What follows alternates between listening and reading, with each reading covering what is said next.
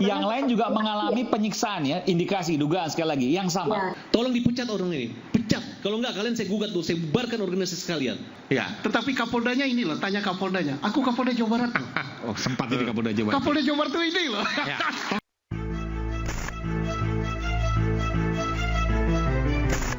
Kalau tidak ada Dede ini, tidak akan ada cerita pembunuhan Vina. Liga waktu di pengadilan juga terpaksa mengatakan sesuai dengan apa yang di BAP. Terpaksa banget Pak, karena sidang pun itu tertutup Pak. Saya nggak kenal Pak nama-nama pelaku, muka pun nggak kenal. Terus kata Pak Rodiana, ya udah saya kasih tahu nama-namanya pelakunya. Dan menghancurkan harkat martabat nasib keluarga itu Rudiana. Beberapa saksi ahli mungkin Cirebon akan didatangi oleh orang-orang penting.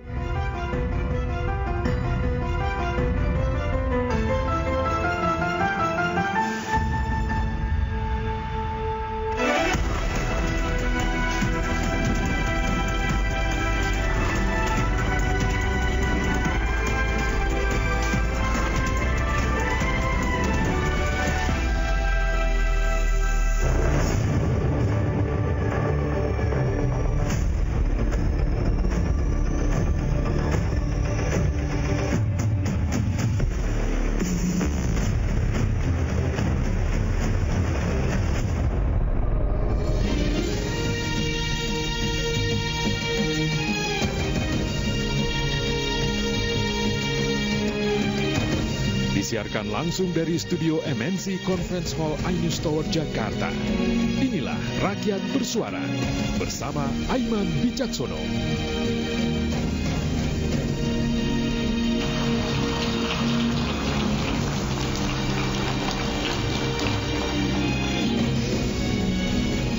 Besok kita akan saksikan sama-sama. Dan iNews akan melakukan juga breaking news terkait dengan sidang perdana Saka Tatal atas peninjauan kembali yang diajukannya. Hari demi hari perjalanan kasus Vina dan Eki bertemu cerita baru. Satu persatu saksi kunci menampakkan diri, mengaku telah memberikan keterangan palsu. Saya wawancara sendiri waktu itu, Liga Akbar, sekarang Dede, ya. Dan besok sidang peninjauan kembali Saka Tatal digelar di Pengadilan Negeri Cirebon, Jawa Barat.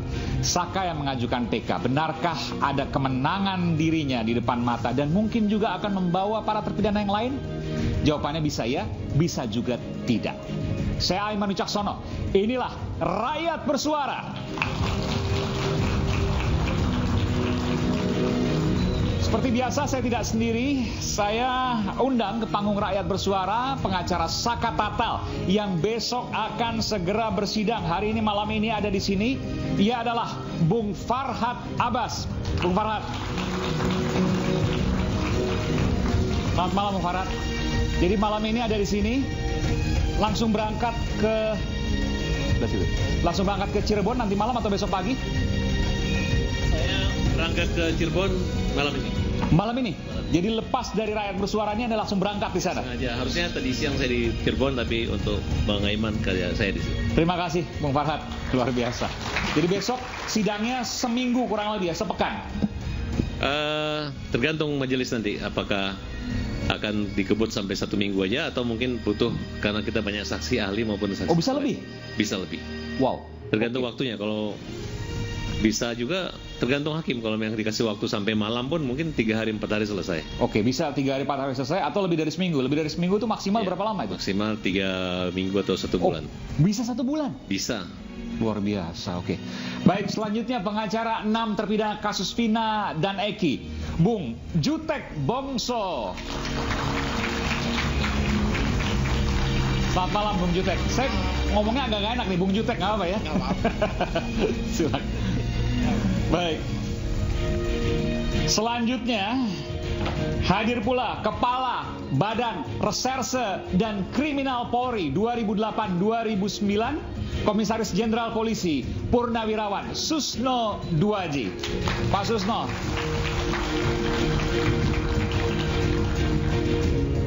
Gimana dengan sawahnya Pak Susno? Sudah mencetak sawah baru? Silakan Pak Susno, boleh di sini, boleh di sana.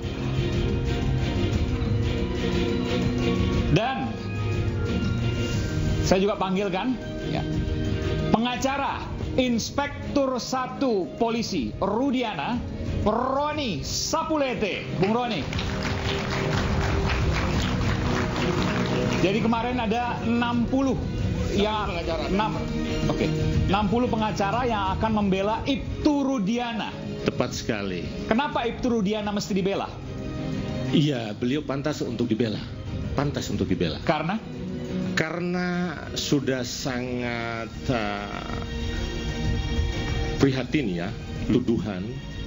Kemudian sangat begitu besar dan kami merasa ini sangat luar biasa tindakan kejahatan ya, unsur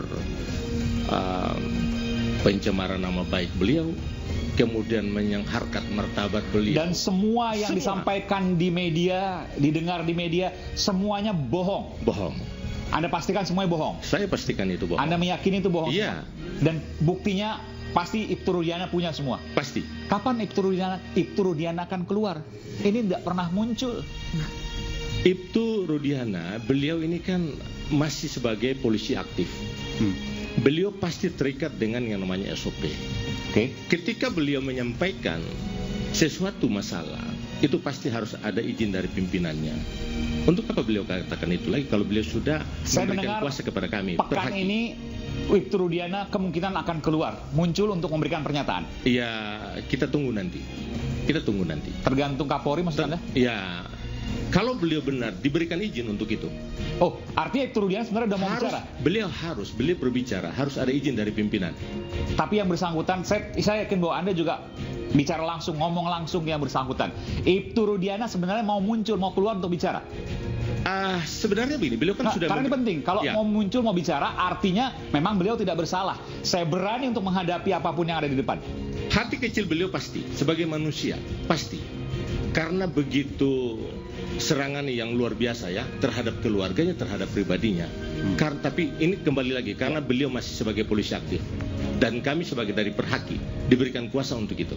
Perhaki adalah Persatuan Penasihat dan Konsultan Hukum Indonesia. 60 orang Perhaki, 60 orang advokat itu akan membela Inspektur 1 Polisi Rudiana. Tepat sekali. Baik, kita berikan tepuk tangan. Dan kemudian duduk bersama mahasiswa yang juga ibu dosen. Ia adalah Ketua Masyarakat Hukum Pidana dan Kriminologi periode 2018-2023. Ambu Yenti Ganarsi. Ambu, selamat malam. Sehat-sehat Ambu ya. Ini kemunculan pertama Ambu Yenti. Biasanya kalau kita lihat Ambu Yenti itu ada, saya bilang Ambu nggak apa-apa ya Ambu. Ambu itu artinya ibu bahasa Pasundan begitu ya, dari Jawa Barat. Ambu ini biasanya muncul kalau ada money laundering ya, pencucian uang dan lain sebagainya. Tapi ini muncul di kasus Vina pertama kali. Boleh saya tanyakan sedikit, apa yang ingin Ambu sampaikan terkait dengan kasus Vina? Adakah kegelisahan yang Ambu punya sehingga Ambu merasa bahwa saya harus bicara di sini? Ya, terima kasih. Terutama rakyat bersuara ya. Selamat malam ya, rakyat bersuara ya. Pasti gelisah. Semua orang hukum pidana pasti hukum ya. Semua masyarakat juga harusnya gelisah karena ada kasus yang 8 tahun yang lalu, kemudian kasus itu berjalan sedemikian rupa. Lebih dari lagi, mohon maaf Ambu. Ya. Sedemikian rupa berjalan dan kemudian ya sampai saat ini kan semakin kita arahnya kemana? Masyarakat memerlukan penjelasan bahwa yang namanya pengadilan di Indonesia itu ya formal kan harusnya gitu. Ya tapi formal ini pun bisa kalau ada yang merasa bahwa ada sesuatu nih walaupun sudah inkrah ya, sudah inkrah waktu itu di kasasi. Tapi boleh dengan ketentuan 263 KUHAP yaitu melakukan peninjauan kembali dengan syarat-syarat tertentu, antara lain novum nih kelihatannya yang akan disampaikan. Tapi begini, kita semua ini menjadi perhatian Indonesia, dan kita semua kan menginginkan hukum pidana itu kalau terjadi kejahatan, kita menginginkan siapa sih pelakunya, karena apapun korbannya sudah terjadi. Pelaku sesungguhnya itu siapa, dan bagaimanapun mereka harus dipidana karena korban sudah ada. Nah, bagaimana prosesnya bahwa ini ada korban dan kemudian ada yang dipidana sudah berjalan. Tetapi dalam perjalanannya, kalau saya tidak salah kan dipicu adanya film ya waktu itu. Yang membingungkan pada waktu itu kan film itu menginginkan agar karena putusan hakim dan bahkan di BAP sebelumnya yang kemudian meluncur ke pengadilan itu kan dinyatakan ini kabur, artinya melarikan diri. Sehingga dalam putusan itu ada 3 DPO, daftar yang pencarian orang. Hanya tinggal 1. Iya, belakangan seperti itu. Setelah itu pun jadi masalah. Baik. Ya. Tapi pertanyaan saya begini, sederhana. Saya yakin Ambu punya catatan. Ambu sudah keliling kemana-mana untuk mencari data, karena saya yakin bahwa Ketua Masyarakat Hukum Pidana dan Kriminologi tidak akan mungkin sembarangan berkata. Boleh angkat sedikit bukunya, Ambu? Nanti yang ini saya ambil sebentar. Oh, ada. Saya ketinggalan di situ ya. Ada. Saya mempunyai catatan. Mempunyai bukan catatan. Kan itu putusan sudah kalau kita mau ngeprint putusan tuh sudah ada putusannya. Betul. Ya. Semuanya sudah ada. Jadi oret-oretan Ambu juga. Iya, dan saya melihat bukunya di luar tapi. Iya. Tadi kan sudah saya tunjukkan tadi kan. Nanti dibawa ke sini nggak, Ambu? Boleh nggak? Ya, nanti saya lihat. Jadi artinya apa? Pertanyaan saya sederhana, ada dasarnya gitu ya. Saya membaca ratusan halaman itu. Saya percaya Ambu pasti punya dasar, tapi saya yang tanya. Dari apa yang Ambu pelajari, dari apa yang Ambu kumpulkan terkait informasi itu, adakah unsur pidana di sana atau kejadian ini, mohon maaf, ini kemudian yang muncul. Pak Susno sempat menyebutkan juga bahwa ini tidak lebih dari kecelakaan tunggal belaka. Tidak ada pidananya. Kalau dari putusan, kita melihatnya dari putusan. Dari putusan itu memang putusan ini kan kalau nantinya kita sampai pada kesimpulan bahwa ada peradilan sesat gitu ya, artinya salah. Salah ini kan korban jelas sudah ada. Salah apakah salah penerapan hukumnya atau pasalnya dan sebagainya, karena kan di dalam putusan itu kan pembunuhan yang ada. Ya, itu kan tidak begitu saja muncul. Itu sudah taruhlah polisi misalnya kurang ini, itu sudah sering dibahas. Tetapi dalam sistem peradilan pidana itu harusnya memang penyaringan itu. Kalau memang dalam penyidikan itu tidak benar, tentu tidak akan P21 ya, mulai P16, P19 dan sebagainya itu adalah berlapis itu ya. Kontrol dari JPU kepada penyidik. Kalau itu sudah sampai ke penyidik ya Bapak Kabareskrim dan kemudian ke JPU dan kemudian mengalir ke pengadilan, bahkan pengadilannya juga sudah sampai pengadilan tingkat 1, banding dan kasasi, Mahkamah Agung, Mahkamah Agung. Ya itulah putusannya. Putusan itu akan tetap menjadi seperti itu sampai dengan kalau misalnya ada PK. Lebih dekat lagi. Ya kalau kecuali sudah sampai ada PK, putusannya sampai Mahkamah Agung ya seperti itu. Itu yang kita lihat. Saya objektif saja kalau dari pandangan seperti itu. Tapi ini menarik sekali karena seorang Ketua Hukum Masyarakat Pidana dan Kriminologi Indonesia itu beradu data dengan seorang Jenderal Bintang 3, Komisaris Jenderal Polisi Purnawirawan yang juga mantan Kabareskrim. Itu orang nomor satunya di reserse kepolisian. Dua-duanya punya data yang berbeda. Nanti kita akan lihat. Sahabat betul. Tapi ini kan bicara soal ilmiah. Bicara soal kemudian adu data. Bicara soal kemudian adu fakta. Bicara kemudian soal adu analisis reserse. Adu analisis fakta hukum.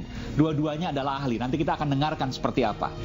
Tapi sebelumnya, kita simak dulu informasi berikut ini di Rakyat Bersuara.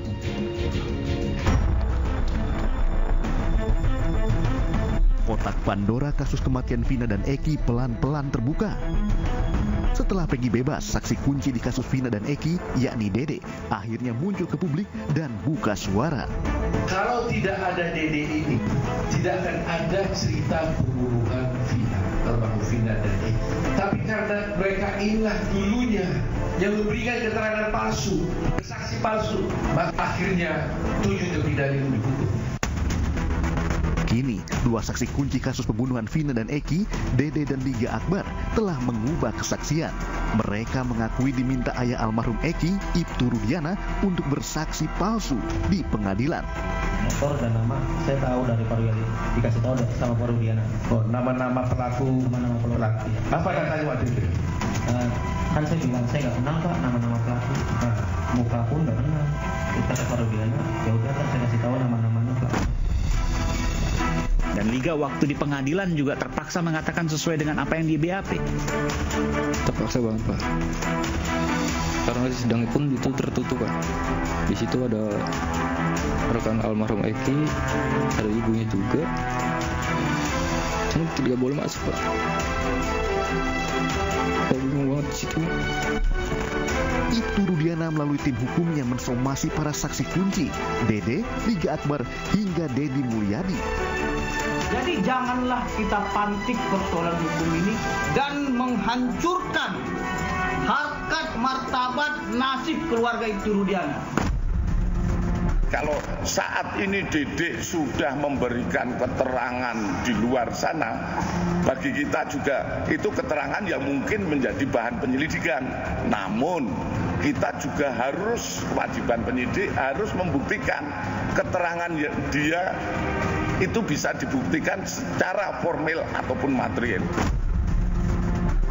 Mantan terpidana kasus Vina dan Eki, Saka Tatal, akan menjalani sidang peninjauan kembali 24 Juli 2024. Beberapa saksi ahli mungkin Cirebon akan didatangi oleh orang-orang penting, di antaranya Bapak Reza Indragiri.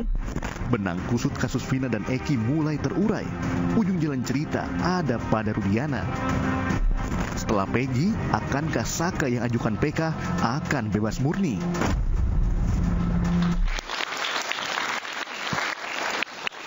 Saya langsung menuju ke, saya tahu mungkin agak keberatan untuk saya bilang investigator. Ia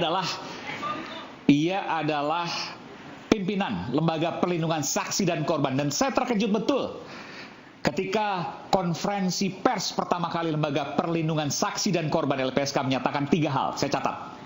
Yang pertama, ada kejanggalan di kasus Vina. Yang kedua, ada dugaan atau indikasi penganiayaan.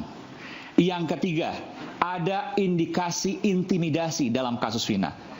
Saya sapa Ibu Sri Suparyati, pimpinan LPSK, yang juga kemudian saya sebutkan sebagai investigator, karena tentu LPSK melakukan penyelidikan. Meskipun tidak ada investigator di LPSK, saya paham, bukan Komnas HAM. Tapi saya yakin bahwa penyelidikan itu telah dilakukan dalam tanda kutip. Ibu Sri Suparyati, Ibu pimpinan LPSK, selamat malam. Selamat malam, Mas. Iya, Ibu Sri sehat selalu. Saya dengar barusan ada rapat mendadak pimpinan LPSK, betul? Ya, tadi kami lagi ada pertemuan dengan KPK terkait MOU ya. Oh baik, jadi tidak ada kaitan dengan kasus Vina ya? Tidak. Atau sempat disinggung sedikit? Enggak. Tidak, oke, baik. Bu, saya ingin bertanya. Ya, mungkin Ibu keberatan dibilang investigator, tapi saya yakin bahwa LPSK juga melakukan penyelidikan dalam tanda kutip ya, kalau dikatakan bukan penyelidikan yang sifatnya pro justisia, bukan, tapi bahwa ada dapat data-data. Kan dapat data-data tadi, penyelidikannya menyimpulkan bahwa ada dugaan, saya katakan dugaan ya, kejanggalan, dugaan penganiayaan, dugaan intimidasi. Bagaimana LPSK menemukan itu semua? Memang kan LPSK itu berbasis pada tupoksi dan kewenangannya ya. Ketika ada pengajuan permohonan masuk ke LPSK, maka LPSK akan mengecek berkaitan dengan formil dan material.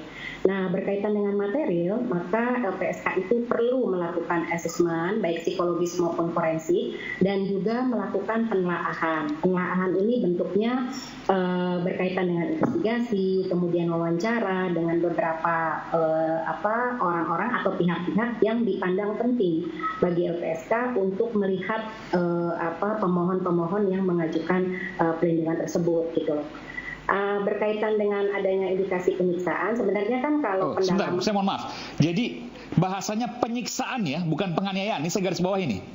Gini Mas, kalau berkaitan dengan penyiksaan atau penganiayaan itu sebenarnya kembali lagi kepada praktek di Indonesia ya, di sistem sistem hukumnya Indonesia, karena Indonesia itu sudah meratifikasi Konvensi Anti Penyiksaan, itu Undang-Undang Nomor 5 tahun 98. Hanya persoalannya Indonesia itu pemerintah itu belum kemudian mensinkronisasikan ke KUHP kita gitu loh. Jadi di KUHP kita tuh masih menyebut sebagai penganiayaan. Padahal sebenarnya bahasanya penyiksaan karena ratifikasi UN-nya seperti itu, PBB-nya seperti itu. Ya, jadi Konvensi Anti Penyiksaan itu Mas, itu unsur-unsurnya kan satu ya, ada tindakan kekerasan, lalu yang kedua berkaitan dengan adanya permintaan informasi atau keterangan, dan yang ketiga adalah dilakukan oleh pihak yang berwenang dalam hal ini. Dan LPSK memilih kata sesuai ratifikasi itu ada dugaan penyiksaan di kasus Vina.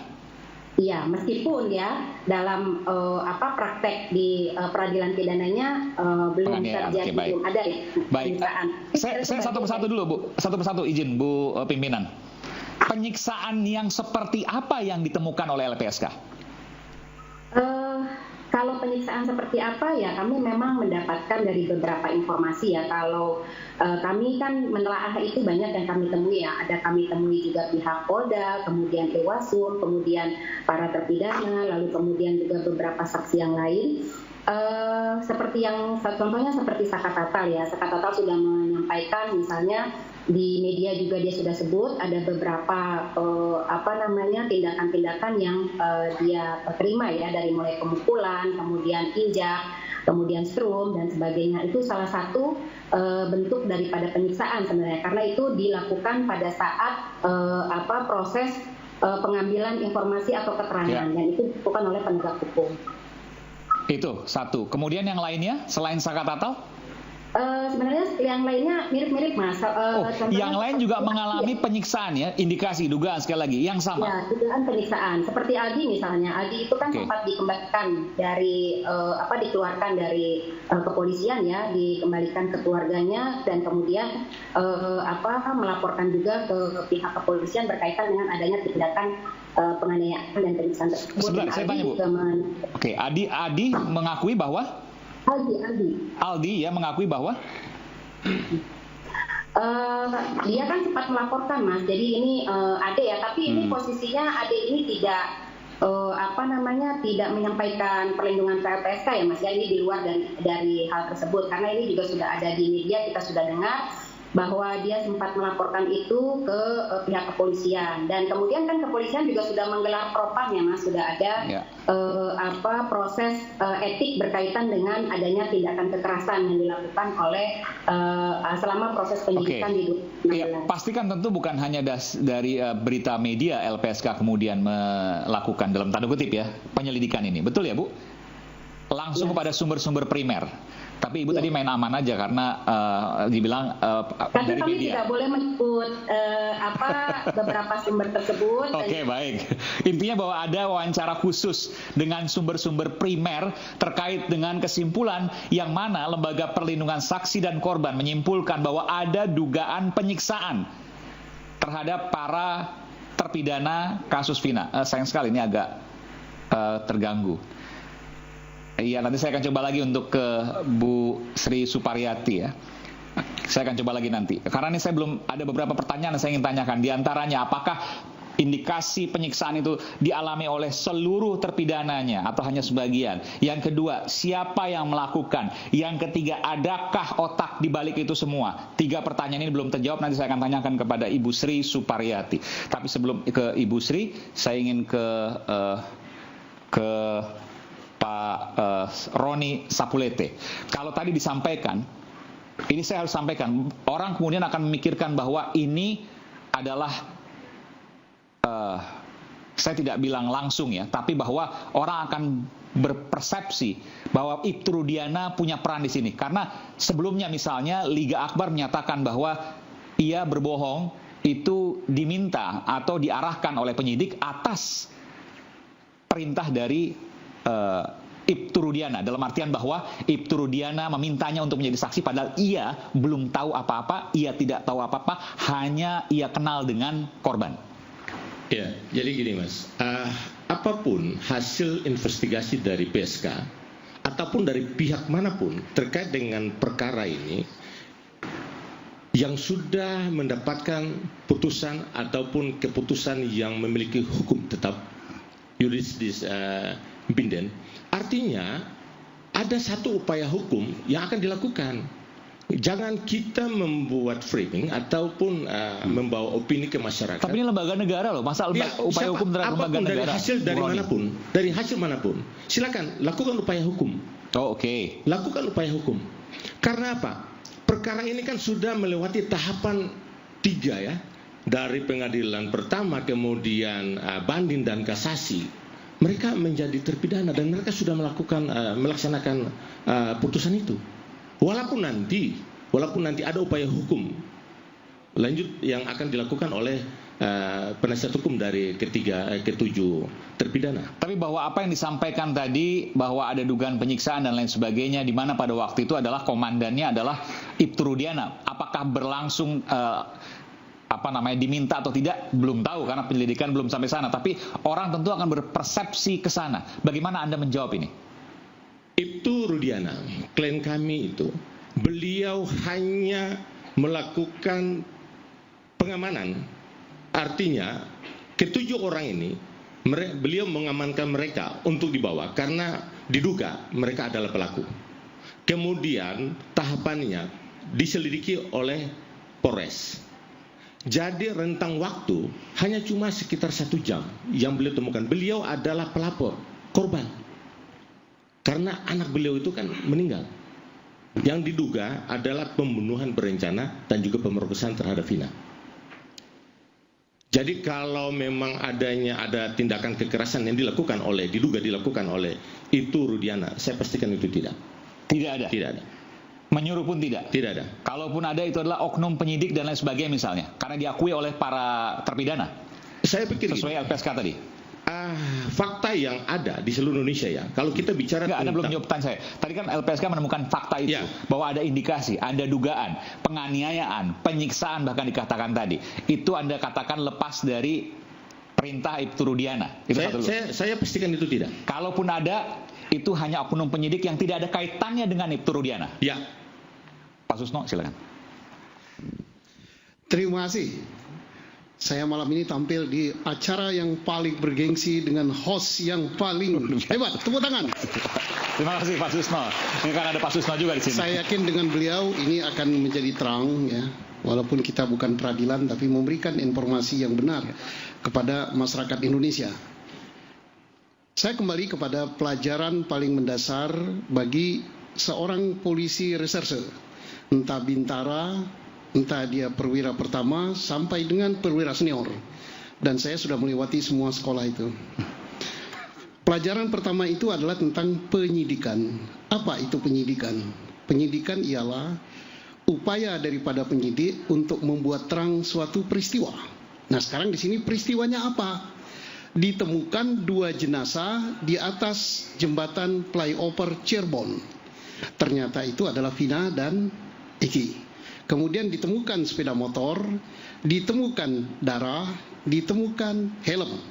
Tidak ada batu, tidak ada pentungan, apalagi balok. Samurai sama sekali nggak ada. Nah, semestinya yang masih bisa dicari di situ oleh penyidik adalah sidik jari, kemudian HP, kemudian CCTV. Sayang ini tidak dilakukan.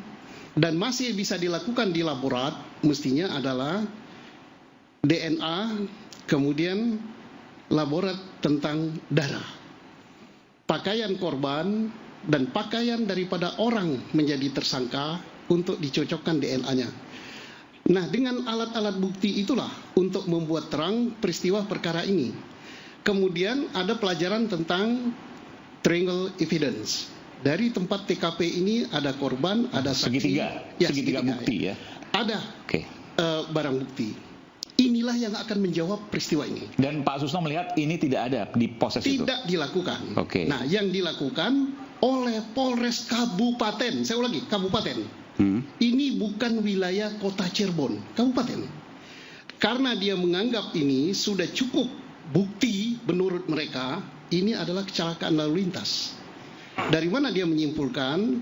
Dari darah yang banyak di situ, berarti kan disitulah orang yang meninggal. Kemudian salah satu korban masih hidup, minta tolong, tidak ditemukan luka tusuk, tidak ditemukan apa-apa, kemudian dikembalikan pada keluarga setelah dipisem, dikubur. Tapi saya harus adil juga Pak Susno, mohon maaf. Itu kan di tahap awal. Setelah dilakukan penyelidikan ulang, ditemukan indikasi pidana, ada pembunuhan di sana. Saya siapa yang menyelidiki? Waktu itu Polresta Cirebon. Ada apa Polresta Cirebon menyelidiki? Ini yurisdiksinya kabupaten. Kabupaten sudah benar. Menurut dia. Oh, ini yurisdiksi kabupaten. Kabupaten jelas. Diambil oleh Polresta. Sempat. Iya. Ada apa Polresta mengambil ini? Kok bisa Pak Susno? Hanya polisi yang bisa jawab, jangan saya. Oke. Ini menarik ini. The big question, dari kabupaten pindah ke kota. Enggak. Tapi kan tentu ini hal yang ini hal yang janggal ini, betul. Pak Roni juga mendapatkan informasi seperti itu, bahwa ini yuridiksinya, TKP-nya itu di kabupaten. Tapi kemudian Polresta yang mengambil, kota, ya. Kemudian mengalihkan TKP ke pembunuhan di belakang showroom. Ya. Rada paksanya di SMP 11. Ya. Dari SMP 11 katanya dibawa ke atas jembatan. Kalau ini pembunuhan dan perkosaan, ngapain menyisakan satu suara satu korban masih hidup? Iya. Karena Vina masih hidup loh. Iya. Kenapa nggak dihabisi sekalian? Jadi sebentar, ini biar pemirsa paham. Jadi TKP jembatan itu ada di kabupaten Cirebon. Iya. Tapi belakang showroom ada di kota Cirebon. Iya. Maka pada waktu ditemukan versi dari penyelidikan ini yang kemudian inkrah sampai ke pengadilan, itu di belakang showroom yang merupakan kota Cirebon. Disitulah TKP utama dilakukan penganiayaan, mohon maaf, perkosaan atau ruda paksa, di situ. Itu versinya. Pindah ke situ. Nah, satu pertanyaan lagi. Ini Mas Aiman harus bertanya ini. Pertanyaannya kepada saya, satu, mengapa itu pindah? Kedua, di belakang showroom itu seorang reserse akan bertanya kalau ini pembunuhan. Adakah darah di situ? Tidak ada. Itu yang kemudian ada di putusan. Tidak kemudian ada. Di SMP 11 adakah darah? Tidak ada. Kemudian padahal itu TKP utama. Kemudian dari mana barang bukti disita? Balok. Kemudian ternyata bukan balok, bambu. Kemudian apalagi minuman keras dan sebagainya. Disitanya dari mana? Disita dari Sudirman yang agak setengah idiot lah gitu kan. Nah, batu yang sudah dilemparkan, katanya Pak Otto Sergar, Otto Hasibuan, kok dilempar oleh Sudirman, kok diambil lagi, disimpan ke rumah. Nah, ini artinya seorang reserse akan berpikir, pertama, oke lah, kecelakaan lalu lintas. Nah, kalau mau menjadikan ini sebagai pembunuhan, pertanyaan terbesar adalah alat bukti apa untuk menjadikan ini pembunuhan? Yang dipakai oleh Polresta Cirebon, bukan Polres Kabupaten, adalah alat bukti saksi. 1000 saksi, kalau tidak didukung alat bukti lain, bukan saksi. Kita lihat gambar ini. Warnanya sama kita. Atau baju Mas Aiman, jasnya. Warnanya biru, kita kompak. Apa jasnya Mas Aiman? Merah. Berapa ini? Setelah di luar ditanya, tadi siapa hostnya? Mas Aiman. Jasnya apa? Merah. Kompak kita merah. Benar merah? Tidak kan? Artinya 1000 saksi pun tanpa didukung alat bukti lain, itu bukan saksi. Ini Profesor Y. Ganarsi yang bilang, guru saya loh. Saksi itu tanpa didukung alat bukti yang lain, tidak. Tapi kan ada alat buktinya Pak Bambu tadi yang disebutkan. Nah, apakah Bambu menyatakan pembunuhnya adalah itu? Tidak. Nanti kita akan bahas saat lagi, kita akan jeda. Kita akan jeda saat lagi, tapi sebelum jeda supaya lebih hangat, supaya lebih ringan. Kadang isu hangat ini bikin penat, apalagi kalau tidak bisa mencerna dengan cermat. Jangan lupa, secangkir kopi hangat yang nikmat untuk menemani kebersamaan dalam program Rakyat Bersuara. Bersama saya, Aiman Wicaksono. Kita akan segera kembali.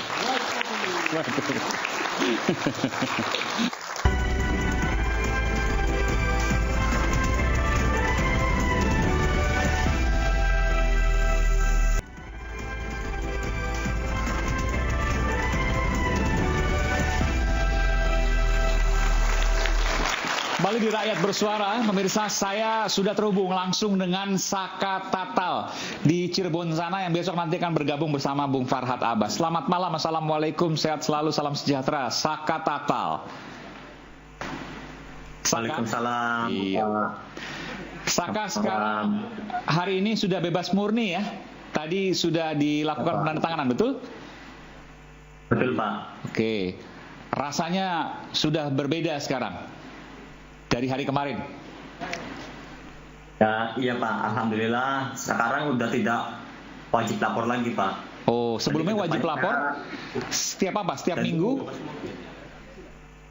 Awal keluar 1 minggu sekali, setelah beberapa bulan, 2 minggu sekali, setelah sudah 1 tahun lebih, 1 bulan sekali, Pak.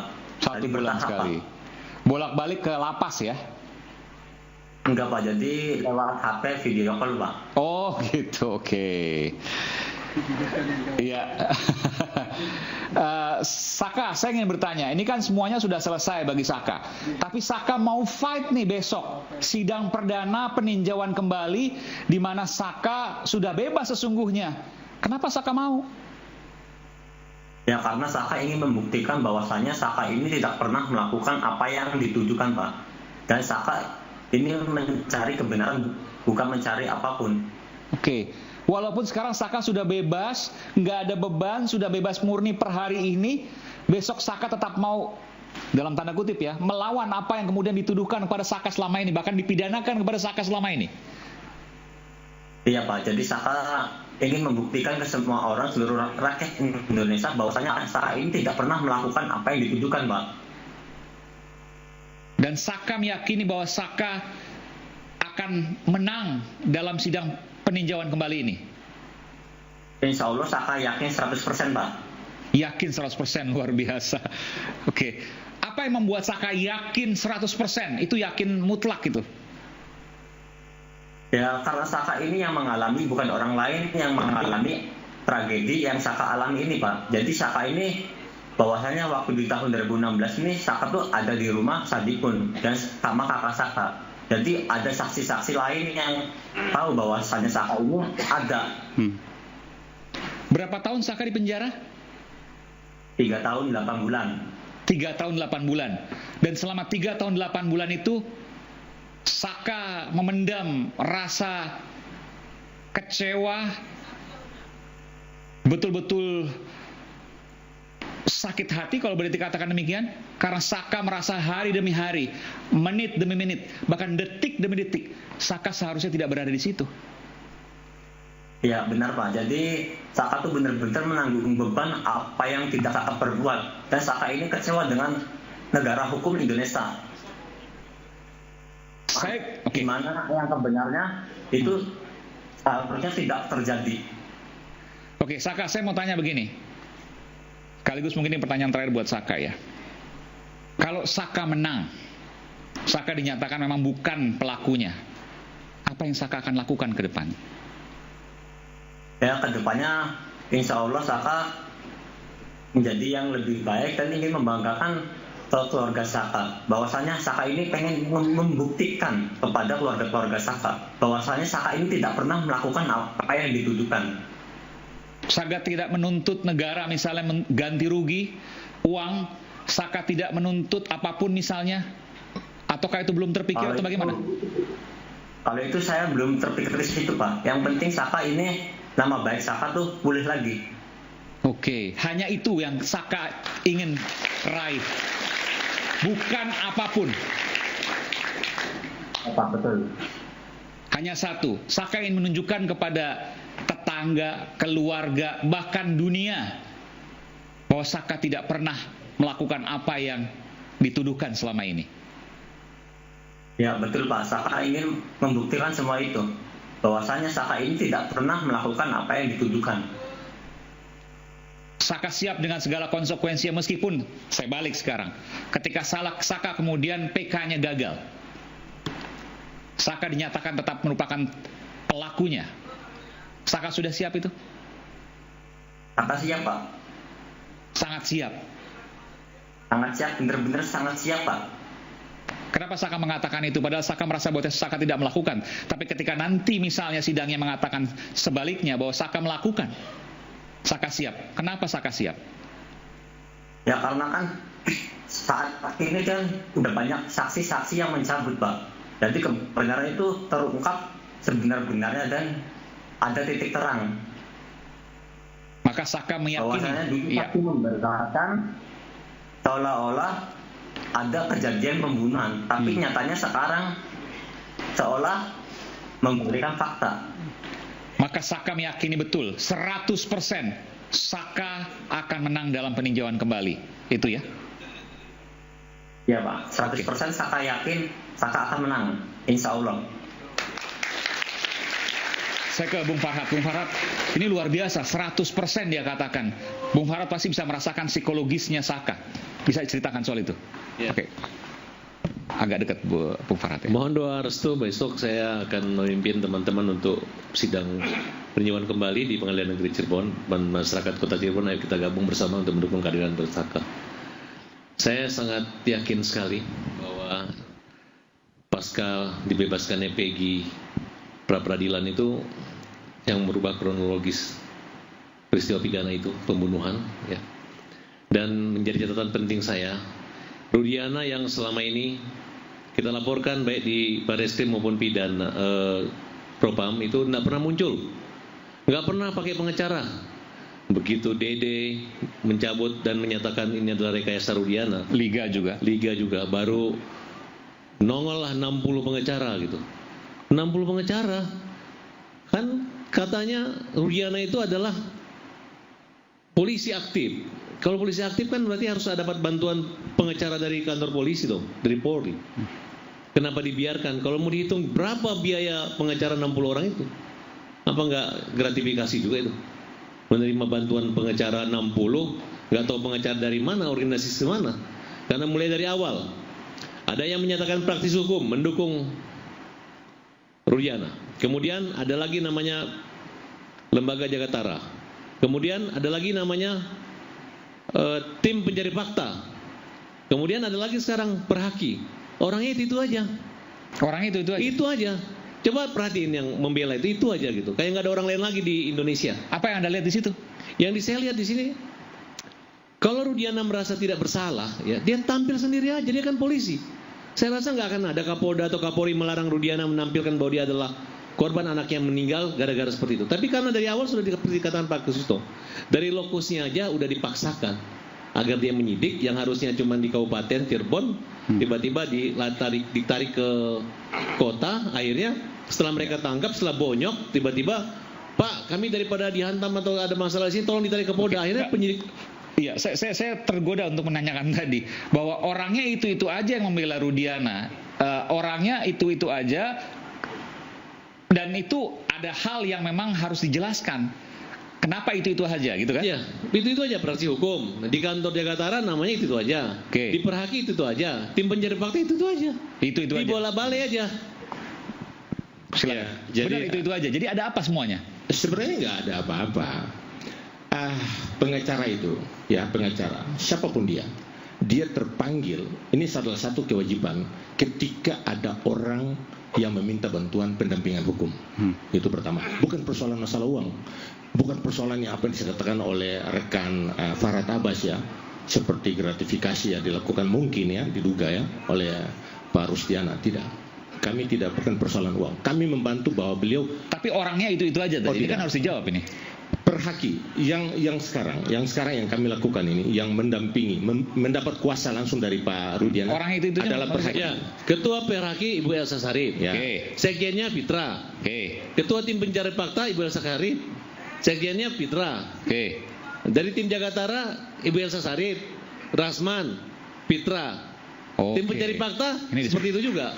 Iya, tapi ada apa gitu Pak? Ya, ada apa? Yang menerima kuasa langsung dari Pak. Ya, ini mau dijawab dulu. Jadi ada 3 lembaga tadi sebutkan ya, 3 atau 4? 3 lembaga. Saya pastikan yang menerima kuasa langsung dari Pak Rudiana adalah Perhaki. Yang ketua umumnya adalah Ibu Profesor Dr. Elsa Sarif. Kemudian sekjennya adalah Fitra Nasution. Dan saya wakil ketua umumnya.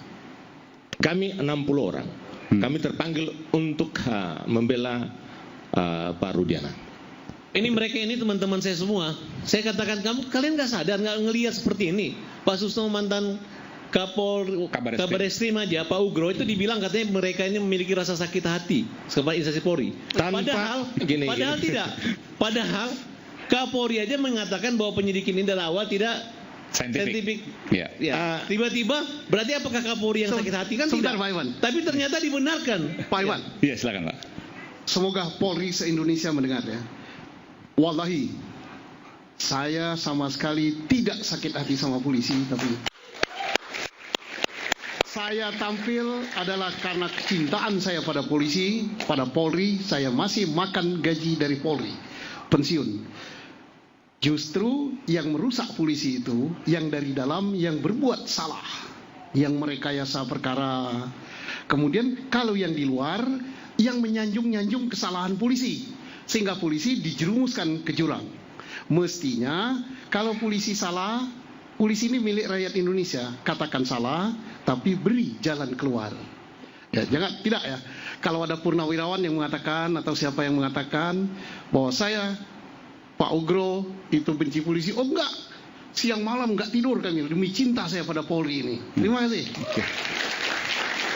Dan kembali saya jelaskan tadi bahwa kenapa Sakatata yakin ya, karena dengan diterimanya saksi, perlindungan saksi di LPSK itu menyatakan bahwa anak ini nggak bohong. Negara membiayai untuk pengamanan dia gitu. Sedangkan saksi-saksi lain yang ditolak itu adalah saksi-saksi yang ingin banget bersaksi, adalah orang-orang yang mereka ajukan, yang pengen jadi saksi tapi banyak bohong yang banyak ditutupi. Itu alasan kalau saya baca, walaupun disebut nama-namanya. Oh, yang Liga Akbar. Iya, Liga Akbar. Dede misalnya. Dede semua. Yang akhirnya mengaku itu. Iya, ada beberapa orang, tapi yang dikabulkan kalau nggak salah cuma 1 atau 2, 1. Kalau saya baca kemarin cuma satu-satunya dari 9 yang mengajukan perlindungan saksi. Oke. Nah, orang-orang yang minta LPSK ini adalah orang-orang yang berlawanan dengan kami. Makanya saya katakan yang melawan, yang bareng dengan saya itu yang minta perlindungan ke LPSK. Ya, adalah mereka-mereka juga untuk melindungi Pasren, melindungi Kapi. Tapi kan Dede juga hari ini minta perlindungan ke LPSK. Oh, itu kalau Dede, kalau menurut saya saran saya memang dia tepat. Oke, tapi yang lain yang selama ini kemudian minta, menurut Anda nih ya, itu yang dalam tanda kutip satu kubu dengan Ibtu Rudiana lah. Ya, mereka pikir mereka itu gampang LPSK, wah ini begini-begini akan diterima langsung. Tidak, ternyata sangat selektif dan sangat teliti sekali LPSK untuk menyaring saksi tersebut gitu. Ini menyangkut biaya negara. Dari situ udah kelihatan. Saya bilang sama teman-teman, udah lu ngaku kalah aja daripada lu dibuli-buli, wajah lu dilucu-lucuin, ntar yang lu laporin Farhad Abbas lagi. saya juga dilaporin sama mereka. Betul nggak? Ada beberapa laporan saya tahu. Tapi bagi saya nggak ada masalah. Ya, kalau besok saya memimpin sidang di tim pengacara Saka. Laporan itu kepada Anda itu bentuk intimidasi kepada Anda? Saya menurut saya gini, ini hanya karakter aja gitu. Kalau namanya lawyer itu nggak boleh maki-maki, ini dibiarin membela-bela polisi lagi. Rugi itu dibela polisi orang kayak gitu. Ya, dan saya akan tanya kepada orang yang ribut dan ngamuk-ngamuk itu, kamu lembaga badan apa, organisasinya apa gitu. Tolong dipecat orang ini, pecat. Kalau nggak kalian saya gugat tuh, saya bubarkan organisasi sekalian. Enak banget dia ngomong maki-maki, ngamuk-ngamuk. Saya dikata-katain dengan kotor, kemudian dia mengatakan bahwa melaporkan kami semua kan. Itu ada. Ini kan karena orangnya nggak ada. Maksudnya Anda mungkin inisial R, betul ya? Iya. Oke. Kura-kura ninja. Tunggu sebentar. Boleh nggak saya sebut besok nama? Karena nggak ada nih. Saya harus adil ya, juga. Kira-kira seperti itu kan sudah jadi rahasia umum. Nah, kemudian besok saya memimpin tim ya di Cirebon. Saya bukan mengatakan besok perperangan, tapi sudah tahu. Tapi saya yakin pasti nanti akan. Sudah ketahuan pemenangnya. Bung Rasman pasti akan memberikan jawabannya nanti. Sudah ketahuan pemenangnya. Besok bukan perperangan, tapi adalah untuk melepas dan memerdekakan Saka, rehab kembali dan pulih kembali nama baik bersama dengan 7 orang. Dan saya minta kepada Presiden untuk menangguhkan dulu 7 orang itu tahanannya. Udah terang benerang kok. Tinggal bahkan Anda meminta penangguhan terpidana 7 orang itu. Tanpa proses pengadilan pun bisa. Presiden bisa melakukan abolisi. Belum tahu loh nih PK-nya apa hasilnya. Saya yakin banget bahwa Anda yakin banget? Yakin. Kemarin saya analisa ketika putusan Anda yakin Eman, banget Anda akan menang. Ya, saya yakin putusan Eman bisa terjadi karena apa? Pertama, polisi tidak yakin 100%, hanya 90% yakin itu Peggy Peron. Kedua, polisi menetapkan tersangka atau menetapkan sebagai barang bukti itu pada tahun 2024. Dan saya yakin hakimnya pasti membaca putusan nomor 3, putusan nomor 5 dan 16. Kalau tidak begitu, hakim mana berani? Putusan sudah sampai kasasi, tiba-tiba hakim membatalkan status Peggy Peron. Nggak mungkin. Tapi yakin, kalaupun diterima Peggy Peron sebagai tersangka, jaksa akan sulit memp21 perkara tersebut. Kenapa? Karena pemerkosaan tidak pernah dilakukan tes DNA.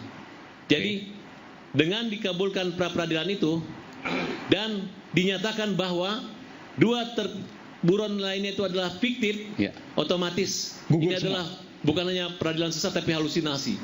Kayak mungkin hantu Perong iya, hantu Dani iya, hantu Andika ya, hantu Andi iya. Jadi yang diadil itu hantu-hantu yang membuat mereka 7 orang ini masuk penjara seumur hidup semuanya. Jadi bukan hanya peradilan sesat tapi apa tadi? Apa lagi tadi? Tapi intinya bahwa Anda berani mengatakan, saya juga tadi dengar Pak Susno juga berani mengatakan bahwa apa yang selama ini dilakukan di Pengadilan Negeri Cirebon, di Pengadilan Tinggi Jawa Barat, bahkan di Mahkamah Agung untuk kasus Vina, itu adalah peradilan sesat. Siapa yang berani mengatakan itu? Kalau saya dari awal katakan ini adalah Anda berani mengatakan itu?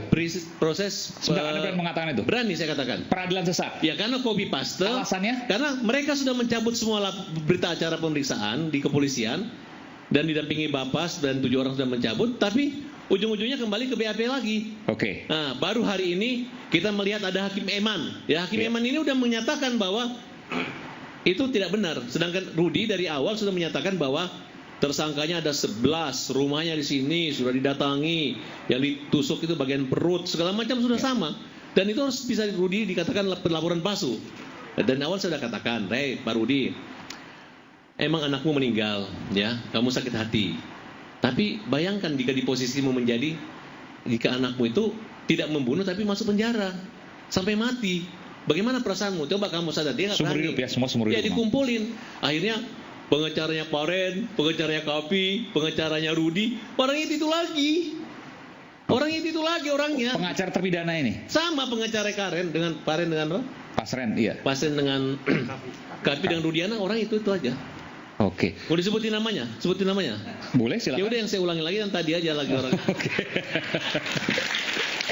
Pak Susno, ini penting nih. Ya. Kenapa Anda berani mengatakan bahwa pengadilan yang telah mengadili kasus Vina dan Eki ini adalah peradilan sesat? Ini nggak main-main loh ini. Nanti saya minta juga pendapat dari Prof. Yanti Ambuyenti. Saya belajar dari beliau, Profesor Yanti. Ya. Yang harus diadili itu adalah perkara. Kan tadi penyidikan kan, membuat terang peristiwa ini, yang terang benderang, yang kasat di depan mata, yang dilaporkan oleh yang menemukan kejadian itu adalah kecelakaan lalu lintas. Kemudian berubah menjadi pembunuhan. Satu yang saya lemparkan, siapa yang bisa membuktikan? Hakim. Saya tentang, bisa nggak membuktikan ini pembunuhan? Kalau bisa membuktikan ini pembunuhan, 10 juta dari saya. Ya. Oke. Apa bukti ini pembunuhan? Ini di sidang PK maksudnya nanti? Enggak, yang sudah diponis ini. Oke. Tapi saya hormat karena Bu Yanti memerintahkan saya hormat pada putusan pengadilan. Benar sekali kata beliau itu. Tidak bertentangan kami. Kalau mau mengawali ini dari putusan pengadilan, putusan pengadilannya PK. Itulah pintu masuk kita. Tapi PK itu peristiwa yang diadili itu pembunuhan. Nah sekarang mana buktinya pembunuhan? Hanya saksi. Saksi pun sudah pada berguguran, satu sama lain bertentangan. Pisem tidak mengatakan. Pak Susno sudah melihat visumnya, sudah membaca visumnya? Sudah berkali-kali dibaca, berkas tebalnya gini. Apa yang janggal dari situ Pak Susno? Ya mati karena meninggal karena hal tidak wajar, benturan. Benturan? Iya, dan itu bukan di dalam helm kan, di bawah, di tengkuk. Kemudian si ibu-ibu itu, si ibu tukang apa namanya, mandikan. Iya. Tidak ada sama sekali diketemukan tusukan. Kemudian dia mengatakan pembunuhan. Ya, harap maklum saja, ibu itu paling tamatan SD. Jangan dianggap tidak bisa disimpulkan itu. Menurut ibu yang mencuci jenazah pembunuhan. Jangan dianggap. Betul. Kalau dianggap hakimnya konyol juga. Gitu. Nah, artinya pisem tidak, CCTV nggak ada, sidik jari nggak ada, segala macam tidak ada. Saksi kemudian menarik kesaksiannya. Iya. Dan dia mengakui berbohong. Iya. Yang ada kecelakaan lalu lintas. Kecelakaan lalu lintas. Iya. Itu kesimpulan Pak Susno. Ini nggak main. Sepeda motor tergores. Iya. Kemudian darah di situ dan sebagainya. TKP-nya tidak 3, hanya di situ. Nah sekarang kalau tidak sampai dengan, ya saya katakan, sampai dengan ada yang bisa membuktikan bahwa ini pembunuhan, kecelakaan lalu lintas, walaupun ini sudah diputus oleh Hakim Agung tingkat kasasi pembunuhan, bukan berarti Hakim Agung itu benar. Dan hukum acara kita memberikan kesempatan untuk melawan putusan itu, bukan menerima. Melawannya apa? Pada tingkat pertama perlawanannya banding, pada tingkat kedua kasasi, terus PK. Jadi jangan dianggap putusan hakim harus dijunjung tinggi, dihormati. Oh tidak, kalau nggak beres ya ada. Jadi tak ada itu istilah hormati. Dihormati mati konyol, sisakan nanti dalam penjara. Jadi apakah ini bisa dikatakan peradilan sesat? Mahasiswa jawab, mengadili sesuatu bukan perkara itu sesat apa enggak? Ya sesat dong. Oke, ini hal yang mungkin terjadi pertama kali di Indonesia. Kita pernah dengar Sengkon dan Karta, tapi beda kasusnya. Sengkon dan Karta itu terbuka ketika ada orang yang mengaku bahwa saya membunuh yang bersangkutan. Ini tidak ada orang yang mengaku. Kalau ini kemudian nanti berbalik, maka ini menjadi sejarah pertama kali di Indonesia.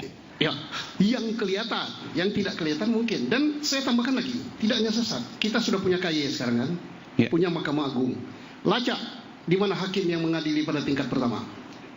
Indonesia mendengar, lacak itu hakim. Hakim ketua, hakim anggota. Di mana ini yang terhormat dan terhormat ini? Hakim kasasi, apakah dia membaca? Termasuk hakim banding, apakah dia membaca atau tidak? Atau hanya nyuruh asistennya? Lacak itu. Saya yang bayar pajak loh. Saya yang bayar pajak, gaji saya dipotong untuk gaji hakim-hakim ini. Ini peringatan untuk Indonesia. Saya nggak mau Indonesia dipimpin atau diadili oleh hakim-hakim model begini. Ya, mudah-mudahan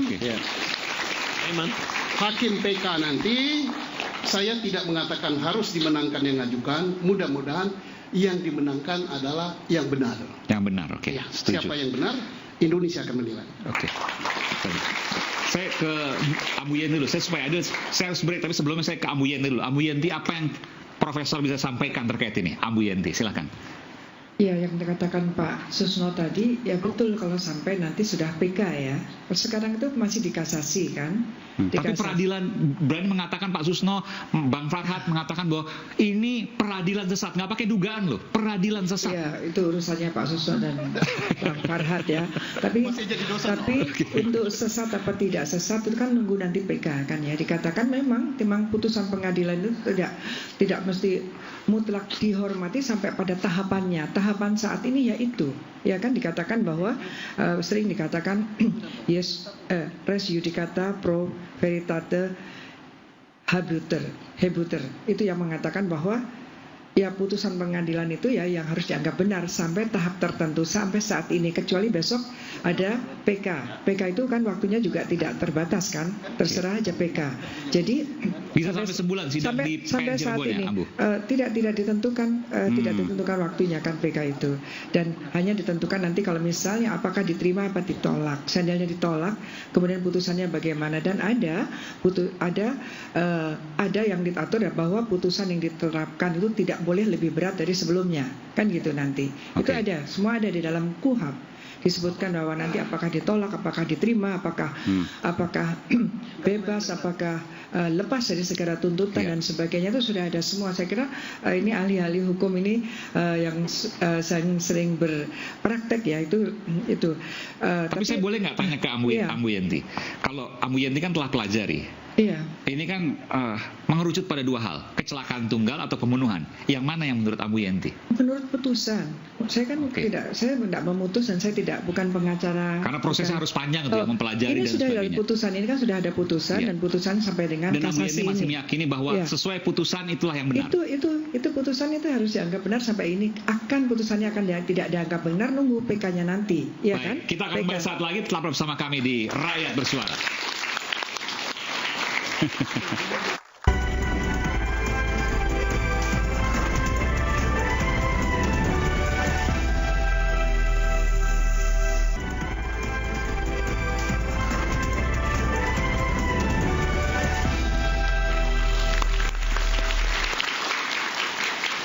Saya langsung menuju ke pimpinan LPSK, Lembaga Perlindungan Saksi dan Korban. Ada Bu Sri Suparyati di sana. Selamat malam, Bu. Tadi sempat terputus. Bu Sri? Iya, apakah sudah bergabung Bu Sri? Baik, saya coba ke Saka dulu. Saka? Iya. Selamat malam. Saka besok akan hadir juga di pengadilan PK. Iya. Saka hadir. Saka berangkat jam berapa besok? Kan sidang kalau tidak salah pukul 10 ya?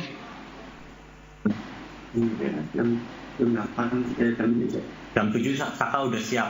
Oh, jam 7 Saka udah siap. Jadi 3 jam sebelumnya Saka udah berangkat itu. Berapa jam atau berapa lama dari rumah ke pengadilan Cirebon? Kan nggak jauh itu. Jadi Saka tuh udah siap dari jam 7 tuh menunggu kedatangan dari Ibu Titin. Oke, berangkatnya nanti tunggu Bu Titin ya. Sama Bang Farhad juga ke sana ya. Ya. Oke, jadi jam 7 Saka akan berangkat. Malam ini Saka rasanya bisa tidur atau enggak ini? Insya Allah Saka bisa. Bisa. Habis ini Saka tidur ya? Tidur, lalu kemudian nanti subuh bangun ya, sholat, lalu kemudian langsung siap-siap. Ya. Apa, terakhir nih pertanyaan saya ke Saka. Apa yang Saka ingin katakan kepada seluruh masyarakat Indonesia, termasuk juga pemimpin tertingginya Pak Jokowi, Presiden, terkait dengan kasus Saka? Adakah yang ingin Saka sampaikan? Yang ingin Saka sampaikan terhadap yang kasus Saka alami. Ini ke siapa dulu nih? Boleh nggak sebutin ke siapa? Ya, jadi untuk yang Saka alami ini untuk semuanya lah. Jadi bukan Saka aja. Jadi termasuk yang 7 terpidana yang masih ada di dalam. Jadi kepengen Saka tuh terbuka dan terus terang. Saka ini pengennya nggak mau kayak waktu dulu di tahun 2016. Itu sidangnya tuh bener-bener kayak bukan sidang anak. Yang Saka alami itu bener-bener berbeda. Kenapa? Berbedanya di mana? Jadi tuh di persidangan Saka kan tertutup, walaupun itu kan anak kan emang tertutup, tapi itu sudah kayak sidang dewasa. Maksudnya gimana? Jadi gimana ya? Jadi oh, hakimnya 3. Harusnya kalau anak hakimnya 1. Oh, ini hakimnya 3. Hakimnya waktu itu 3, Saka. 3. Harusnya kalau anak hakimnya 1. Bung Farhad. Ya biasanya 1 kalau hakim anak. Oke. Di pengadilan banding juga hakimnya 1. Di Mahkamah Agung hakimnya 1. Kalau untuk anak ya? Untuk anak. Tapi ini 3 kemarin. Ini di 3. PN. Iya. Oke. Apalagi yang Saka rasakan waktu sidang pengadilan di PN itu? Ya, Saka rasakan waktu di persidangan itu, yang Saka sampai ingat sampai sekarang itu membawa saksi-saksi Saka, yang saksi alibi Saka, bahwasanya Saka itu bersama mereka, dinyatakan itu dibantah. Dengan alasan karena ada bengkel-bengkel malam-malam. Jadi semua saksi yang Saka bawa itu dibantah semua. Bantah semua.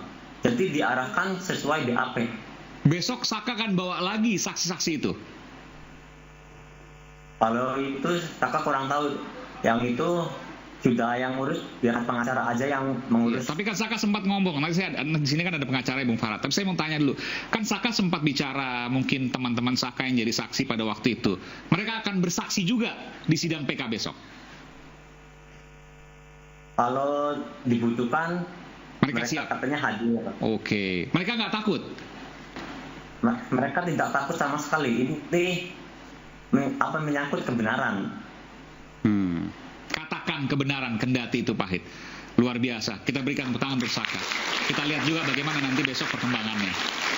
Baik, terima kasih Saka. Selamat istirahat. Sampai bertemu besok. Kami juga akan melakukan siaran langsung terkait dengan sidang ini. Terima kasih sekali lagi Saka. Terima kasih. Assalamualaikum. Waalaikumsalam warahmatullahi wabarakatuh. Saya ke Bu Sri Suparyati, Ibu Pimpinan LPSK. Ibu Sri, sudah bisa mendengar saya? Ya, bisa. Ibu Sri? Iya. Iya.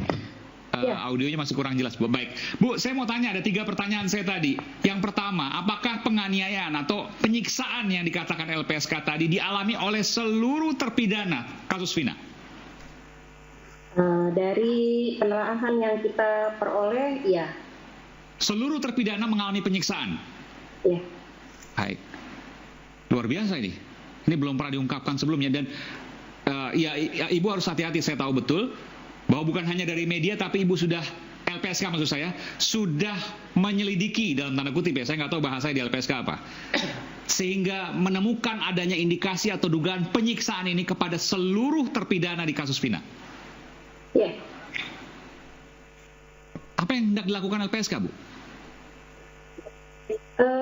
Gini Mas, kalau untuk penelaahan sebenarnya kan adanya indikasi penyiksaan itu kan bagian dari hasil penelaahan. Karena LPSK itu melakukan penelaahan dalam konteks mau memberikan perlindungan. Sehingga kami perlu menggali lebih dalam untuk melihat sifat pentingnya keterangan dari masing-masing pihak yang mengajukan perlindungan tersebut, permohonan perlindungan. Nah, karena ini kasus yang sudah cukup lama, ya 8 tahun, dan sudah ada proses persidangannya, maka mau tidak mau kami harus menemui semua para pihak untuk bisa mendapatkan dan untuk bisa menggali dan untuk bisa memperoleh posisi seperti apa keterangan-keterangan dari para pihak tersebut.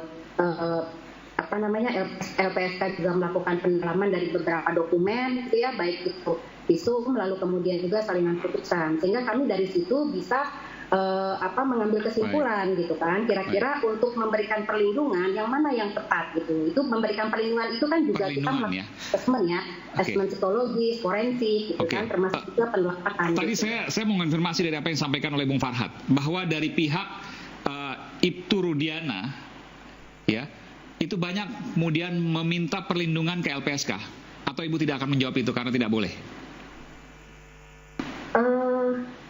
Kami waktu di awal juga sudah menyampaikan bahwa yang mengajukan perlindungan itu kan termasuk dari keluarga, baik keluarga V maupun keluarga E. Itu disampaikan di awal. Mayoritas saya lihat ditolak. Yaitu bagian dari keputusan LPSK ya, karena betul, faktanya begitu Ibu ya? Betul. Kenapa ditolak? Boleh disampaikan alasannya kenapa keluarga dari korban dalam hal ini ya, Ibtu Rudiana, itu ditolak oleh LPSK perlindungannya? Kami sebenarnya itu berbasis dari pendalaman lagi ya Mas ya, karena sifat pentingnya keterangan itu kan kami harus cek gitu ya, karena dari penelaahan itu kami melihat bahwa ada beberapa keterangan-keterangan saksi yang posisinya dia tidak konsisten. Dia berubah-berubah dari wawancara pertama, kedua, lalu kemudian ketemu lagi dengan assessment, itu tidak dalam konteks yang tidak dalam konteks yang konsisten. Jadi selalu tidak sesuai dan selalu inkonsistensi, sehingga hal-hal seperti itulah menjadi pertimbangan, dan juga hasil assessmentnya Mas posisinya, karena assessment forensik yang kami lakukan juga. Baik. Terakhir saya ke Ibu. Kenapa tak? Silakan.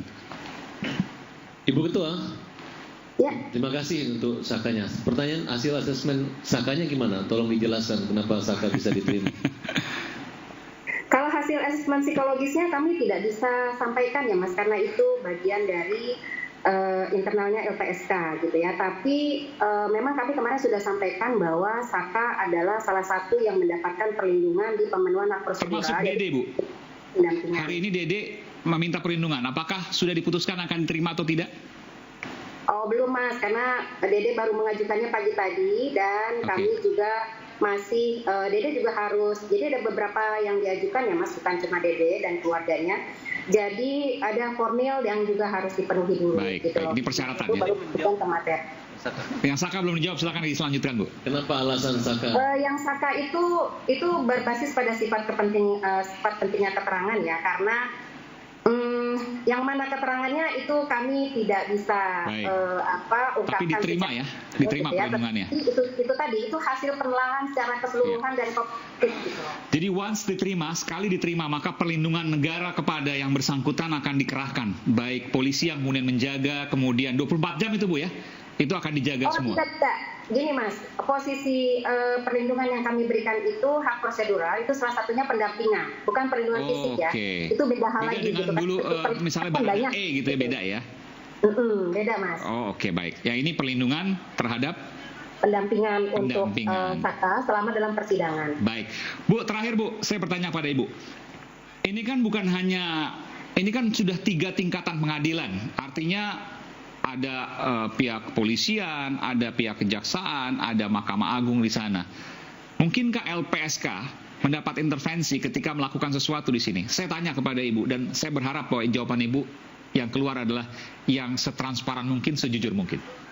Enggak Pak, enggak Mas, enggak ada. Tidak ada. Dan kalaupun ada, akan maju tanpa melihat kanan kiri atas bawah, tetap strict pada kebenaran. LPSK itu lembaga yang independen Mas, jadi kita akan tetap on the track lah. Oke. Terima kasih Ibu Sri Suparyati telah bergabung bersama Rakyat Bersuara. Kita akan sedang kembali saat lagi, tetaplah bersama kami Rakyat Bersuara.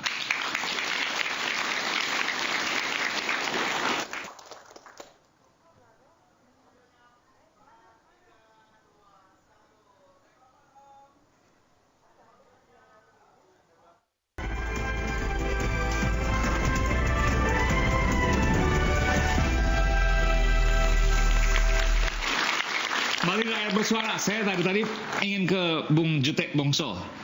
Bung Jutek, saya tadi sempat pada saat break berbincang sedikit dengan Anda dan juga dengan Bung Farhad. Apa yang Anda punya data sehingga Anda meyakini bahwa ini semua akan berbalik keadaannya? Tapi saya harus adil juga, nanti saya akan tanya ke Bung Roni dan juga Ambu Yenti. Silakan. Ya, Mas Aiman, terima kasih, akhirnya kebagian juga bicara. Saya pikir saya hanya menonton dari tadi kan, gitu kan. Bang Susno ketawa deh. Baik, para pemirsa sekalian, saya sepanjang hari ini memang tadi jam 9 kami bertemu dengan Bu Sri, Komisioner LPSK. Kami memohon memasukkan perlindungan kepada para terpidana dan keluarga terpidana. Dede, bukan? Termasuk Dede, karena kami satu ini dari Pradi juga itu yang menangani, tapi beda tim karena kami pelapor kan. Kemudian siangnya tadi kami gelar di Barreskrim untuk laporan LP kami terhadap Dede dan Aib. Ya, tadi gelar pertama itu Dede dan Aib itu dilaporkan atas kesaksian palsu. Nanti saya jelaskan ya. Saya terangkan dulu ini. Kami gelar itu hanya ditanya tentang, supaya jangan ditanya lagi gitu kan. Banyak yang tanya dari tadi untuk tentang gelar apa tadi kan gitu. Gelar pertama itu menentukan bukti awal yang kami bawa apakah sesuai, cukup, dan ini intinya diberitahukan sudah mulai penyelidikan terhadap laporan yang kami berikan. Ya, kami berterima kasih atas respon dari Bapak Kapolri dan Bapak Kabak Reskrim atas laporan kami sudah diproses dan sudah berproses ya melalui penyelidikan. Laporan apa nih? Laporan terhadap Dede dan Aib. Ada 3 laporan kami. Satu, laporan kepada Pastren dan Kavi. Ya. Yang kedua adalah laporan Pastren dan Kavi itu kenapa dilaporkan? Dilaporkan tentang keterangan palsu. Oke, baik. Ya, kemudian Aib dan Dede keterangan palsu juga. Sama keterangan palsu, memberikan keterangan palsu data sumpah. Terhadap Rudiana adalah penganiayaan dan keterangan palsu. Oke, tiga-tiganya ada 3 LP. Semuanya dikeluarkan tanda terima dan sudah berproses.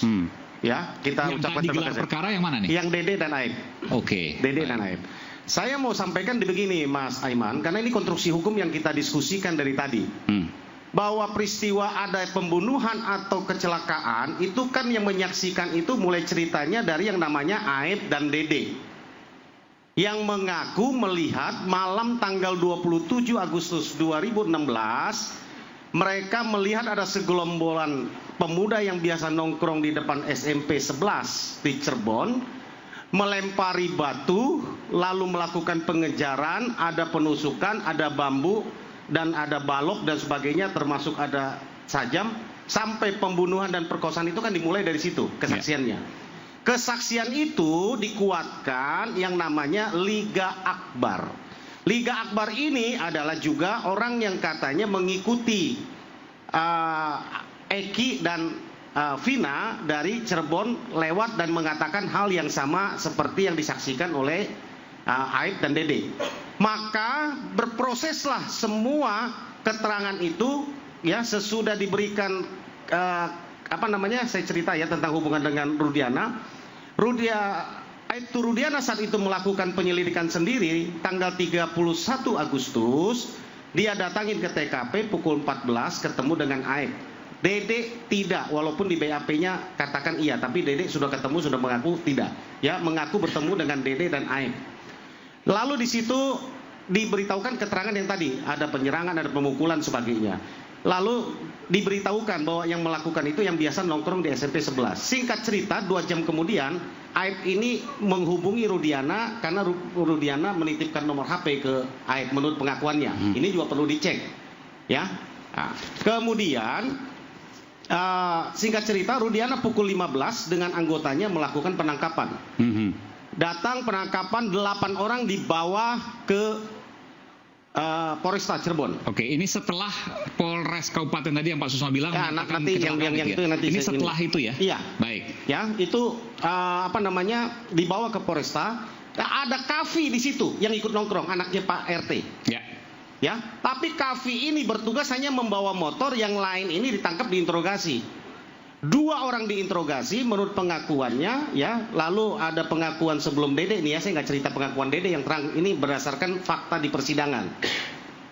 Mereka diinterogasi, Jaya dan Sudirman dipisahkan. Dari Jaya dan Sudirman inilah muncul 11 nama ke Rudiana, yang kemudian dapat informasi dari yang ke-6 dipisahkan di luar itu mulai terjadilah dugaan penganiayaan, penganiayaan dan juga pengancaman itu terjadi, sehingga terpaksa mereka tidak tahan kepada siksaan dan juga yang dialami menurut pengakuannya daripada terpidana. Ini sebelum pengakuan Dede, mereka tidak tahan sehingga mengakui apa yang mereka lakukan, walaupun pengakuannya ini simpang siur, ya. Yang saya mau sampaikan secara singkat, jadi kalau saya ceritakan 2 jam nggak selesai kan gitu kan. Ini secara singkat adalah bahwa 2 orang 3 yang menyaksikan langsung peristiwa konstruksi hukum, saya ibaratkan seperti tiang utama di dalam bangunan, ya, tiang utamanya. Ini dari 3 Liga Akbar sudah menyatakan itu tidak benar. Ya. Apa yang diberikan bahwa dia melihat ada penusukan, pengejaran apa segala macam yang seperti yang tadi disampaikan oleh Mas Aiman dikatakan tidak benar. 2 hari lalu Dede yang katanya bersama dengan Aep yang menyaksikan juga, yang memberikan katanya laporan ke Rudiana juga mengatakan peristiwa itu tidak pernah ada. Kalau secara garis besar, Mas Aiman, saya katakan bahwa bangunan itu tiang utamanya sudah tidak ada, runtuh, sudah runtuh. Belum lagi ditambah dengan DPO, 3 DPO, ya, 2 yang dinyatakan fiktif yang punya peran. Tapi permasalahan tadi Bu Yenti bilang, ini sudah 3 pengadilan, itu PN, PT, Mahkamah Agung, bahkan sudah gerasi. Bagaimana menjelaskan logika publik yang sangat sederhana itu kepada makanya siapapun? Betul yang kita bincangkan tadi bahwa ini sudah inkrah di Mahkamah Agung, itu kita harus hargai betul. Tapi upaya yang sedang kita lakukan, kita akan PK membuktikan itu adalah secara normatif hukum. Tapi yang saya mau sampaikan bahwa putusan ini banyak sekali kejanggalan, Mas Aiman. Contoh ya, dari 3 putusan 03, 04, dan juga 14, itu kan ada terhadap 8 terpidana. Ya, itu keterangan saksi A misalnya di putusan 03, dia melihat motor itu warna merah, dihadirkan lagi untuk terdakwa yang lain di putusan nomor 4, motornya itu bisa berubah menjadi warna biru. Untuk terpidana yang beda? Untuk terpidana yang sama, kesaksian yang sama, ini kan mereka didakwa bersama-sama, melakukan satu peristiwa yang sama. Tapi namanya beda? Iya. Motornya beda? Motornya padahal beda. Yang dimaksud motor yang sama? Iya. Misalnya ya. Kok bisa begitu diputuskan? Ya itulah, itu yang kami lagi analisa. Nanti saya akan tanyakan kepada Abu Yenti sesaat lagi, tetap bersama kami di Rakyat Bersuara.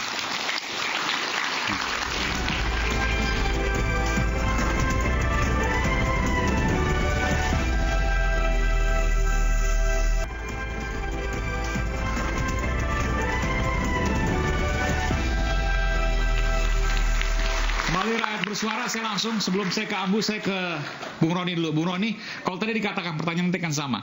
Kalau berdasarkan putusannya aja bisa aneh, beda. Satu motor yang dimaksud warnanya bisa berbeda. Bagaimana penjelasan Anda? Iya, terima kasih Bung Ainun. Gini ya, saya menyatakan bahwa kita berpatokan kepada putusan, itu yang benar ya. Saya jelaskan dulu sebentar ya ke pemirsa. Jadi tadi disebutkan di dalam putusan tentang bahwa ada satu motor yang digunakan. Contoh ya. Ini ada banyak lagi sebenarnya kan. Motor yang satu, yang memang cuma satu motor yang digunakan itu kan, yang dimaksud. Ada 4 motor. Ada 4, tapi yang dimaksud itu cuma satu. Motor siapa itu? Enggak, ada itu contoh lah. Ada yang dikendarakan siapa? Pakai yang mana? Ada yang maksud saya itu contoh. Banyak keanehan keputusan yang saling bertentangan. Dari motor itu kan menurut kejadian itu ada 4 motor.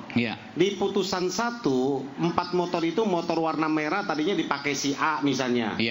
Di putusan 2 motor biru yang dipakai si A. Padahal si A-nya sama. Ya, gitu loh. Jadi motor yang mana bagaimana nih? Peristiwa yang sama motornya berbeda-beda gitu loh. Ini kan dituduh bersama nih. Ini kan rangkaian peristiwa yang sama. Putusan yang sama. Iya. Dalam berkas yang sama. Betul. Itu loh maksud saya. Ya, itu motor itu yang dilakukan ya, yang dipakai oleh pelaku. Ya, pelaku ketika dia melakukan pembunuhan dan juga disertai dengan pemerkosaan, dia memakai motor warna biru, kemudian berubah setelah penangkapan, itu motor itu dirubah berwarna merah. Oh, dicat lagi? Iya, itu perubahannya. Oke, gini, saya juga mau meluruskan ya. Betul seperti itu? Ya, saya nggak tahu lah. Cuman ada satu lagi, supaya dijawab sekalian sama Pak Roni ya. BAP DD tanggal 2 September ya, dengan BAP AIP tanggal 6 September, mereka di BAP kedua di Polda tanggal 23 November, dua-dua dirubah. Tahu yang dirubah hanya Pak Aman, Pak Mas Aiman apa? Yang dirubah hanya untuk penyesuaian waktu. Penyesuaian waktu untuk mencocokkan supaya keterangannya sama seperti keterangan hampir 20 saksi yang lain, yang notabene kebanyakan itu dari penyidik dan juga padahal yang sebagian besar itu mencabut. Kejadian yang benarnya menurut pengakuan sebenarnya dalam BAP pertama itu pukul 22.30 menurut keterangan Dede Dama Aep. Ternyata di dalam keterangan polisi, penyidik yang lain, mereka 22.30 itu sudah ada di TKP. Bagaimana ada di TKP sementara peristiwanya baru mereka mengakunya terjadinya jam yang sama. Oke. Ya kan, rupanya dirobahlah di tanggal 23 November, mengatakan, Dedek mengatakan kejadian yang sebenarnya pukul 21.30. Ya kan? Kenapa 21.30? Handphonenya rusak, jamnya jadi cepat 1 jam. Saya bisa persis. Nggak tahu. Bung Aiman, saya tambah lagi. Iya, silakan. Pelaku 11. Ditambah korban 1 sepeda motor. Sepeda motor 4. Kejar-kejaran. Terus yang 3 kejar-kejaran dengan lari. Itu pikiran serse kan? Pelaku 11. 11 ya. Motornya ada 4. Ada 4. Kalau motor 4 kan bayangannya 8 lah yang normal. Ya. Kemudian tambah kan satu bisa lagi. bertiga juga Pak Susno? Tidak, satu katanya motor. berboncengan 2 motor korban 1 kan. Jadi normalnya minimal kalau 8, kalau 11 itu minimal harus 6 sepeda motor. Ditambah sepeda motor korban 7. Oke. Kok 4? 4 berarti kan 3 yang pelaku, katakanlah seperti itu. Ya. Kalau 3 pelaku, 1 motor bertiga saja baru 9. Ya, artinya di sini ini janggal maksudnya ya. Ketidaktelitian di dalam bertanya. Kalau seorang serse yang bertanya, apakah mereka berboncengan berdua atau ada yang sendiri atau ada yang ini, dari situ saja sudah terjawab. Iya, tapi ini menarik. Jadi motor kan 4, 1 kan punya korban. Iya, jadi tinggal 3 kan? Iya. Kalau 1 motor dipakai bertiga saja misalnya, 9. Padahal ada 11. Tidak mungkin mereka seluruhnya boncengan bertiga. Iya. Ya oke lah. Karena ada yang sendiri itu. Oke. Silakan Bung Ron. Ya, jadi gini, Mas Ainun, saya mohon maaf ya Pak Jenderal, saya juga harus tahu posisi Bapak ini sebagai praktisi hukum kah? Sebagai polisi yang juga pernah menyidik kah? Atau saya undang Pak Susno sebagai orang yang pernah mengetahui betul soal penyidikan dimanapun ya. Jadi biar saya juga jawab juga tepat dan terarah gitu ya. Okay. Karena saya adalah mantan praktisi hukum yang 36 tahun jadi polisi. Ya. Dan saya juga mantan perumus hukum bersama beliau, Ibu Ganarsi. Ya. Ada beberapa puluh undang-undang di Republik ini yang kita rumuskan, termasuk UHAP yang sekarang sudah 20 tahun di DPR yang belum terbit. Oke, luar biasa. Jadi gini, saya juga mau meluruskan ya tentang TKP, apa yang disampaikan oleh Jenderal Susno dan juga rekan Farah Tabas ya tentang TKP. TKP benar terjadi di Kabupaten Cirebon, tapi itu wilayah hukum Polresta Cirebon. Seperti gini. Jembatan itu Polresta? Iya, Polresta Cirebon. Wilayah hukum Polresta Cirebon. Seperti contoh kejadian di Depok, wilayah hukumnya Polda Metro. Ya, itu jangan. Kita jangan membuat opini yang salah. Saya setuju dengan beliau. Ya. Tetapi Kapoldanya ini loh, tanya Kapoldanya. Aku Kapolda Jawa Barat. Oh, sempat ini Kapolda Jawa Barat. Kapolda Jawa Barat itu ini loh. Saya loh 2008 saya Kapolda. Saya tidak pernah membagi jembatan ini milik itu sesuai dengan yurisdiksi kabupaten kota. Beda dengan Polda Metro. Saya gini ya. Kalau Polda Metro, Depok itu ada keputusannya. saya keputusan sangat Kapolri. sangat disayangkan gini. Kalau beliau betul-betul ingin saya berikan pada Pak Susno. Jadi Pak Susno yakin betul bahwa TKP jembatan itu ada di kabupaten bukan di kota. Karena Pak Susno Kapoldanya waktu itu. Makanya yang menangani kecelakaan lalu lintas itu adalah kabupaten. Wilayah hukumnya di Polresta Cirebon. Kabupaten. Bupatinya bupati kabupaten, bukan bupati kota. Makanya yang pertama datang TKP dari Polsek Talun. Polres Cirebon, bukan Polresta Cirebon. Bukan, di Sumber kantornya. Dialah yang menangani, kemudian menyerahkan di kubur. Selesai tugas Polres Kabupaten. Nggak tahu bagaimana jenazah sudah masuk di dalam kubur. Entah siapa ya. Hantu belauk siapa mindahkan TKP ini menjadi 3. Belakang showroom, betul. 3. Tolong dijawab. Aku nggak mau polisi dicoreng. Tercoreng polisi, apalagi Polda Jawa Barat, akulah pembinanya. Yang paling merah mukanya itu saya.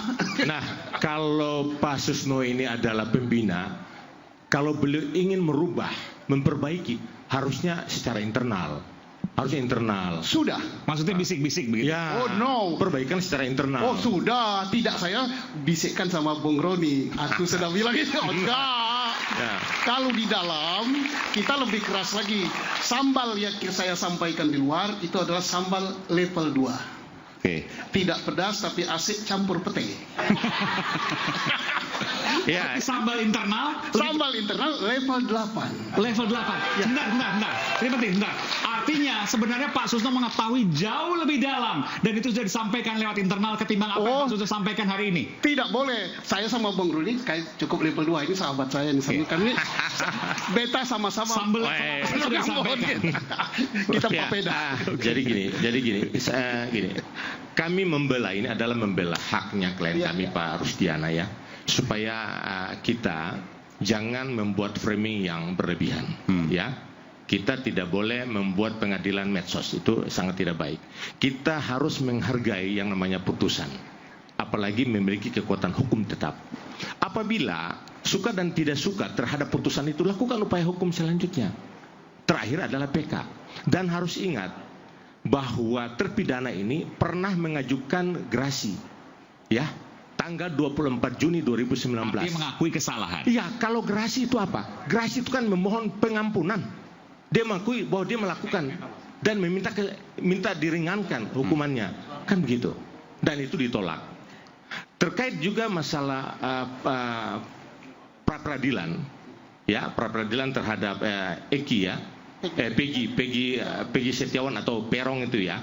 Gini, harusnya kalau ada pendapat, asumsi dari pihak penasihat hukum daripada terpidana, kami juga bisa melakukan satu asumsi terhadap putusan itu. Itu sebenarnya cacat hukum. Kenapa demikian? Bahwa pengadilan Prapit itu dia mengundangkan serkap 2019. Padahal perbuatannya itu 2016, harusnya serkap 2012. Itu pertama. Kemudian saya bacakan ya, ini nanti dikira. Singkat saja Pak, karena saya harus break. Ya, ini ada surat edaran ya, surat edaran. Ini terkait masalah DPO. Ketika orang sudah DPO itu, kalau pra-peradilan harus ditolak, harus. Ini undang-undang. Tapi kan kalau itu sudah diputuskan pengadilan juga. Ya, itu kalau itu, kami juga punya hak untuk menilai. Tapi Polda Jawa Barat menerima dan menghormati putusan hasil dari Prapit itu sehingga SP3 terhadap si Peggy Setiawan. Baik. Baik, dan kita akan lanjutkan saat lagi. Ini adalah sesi terakhir, nanti kita akan berikan kesempatan masing-masing narasumber untuk memberikan closing statement. Saat lagi di Rakyat Bersuara, tetaplah bersama kami.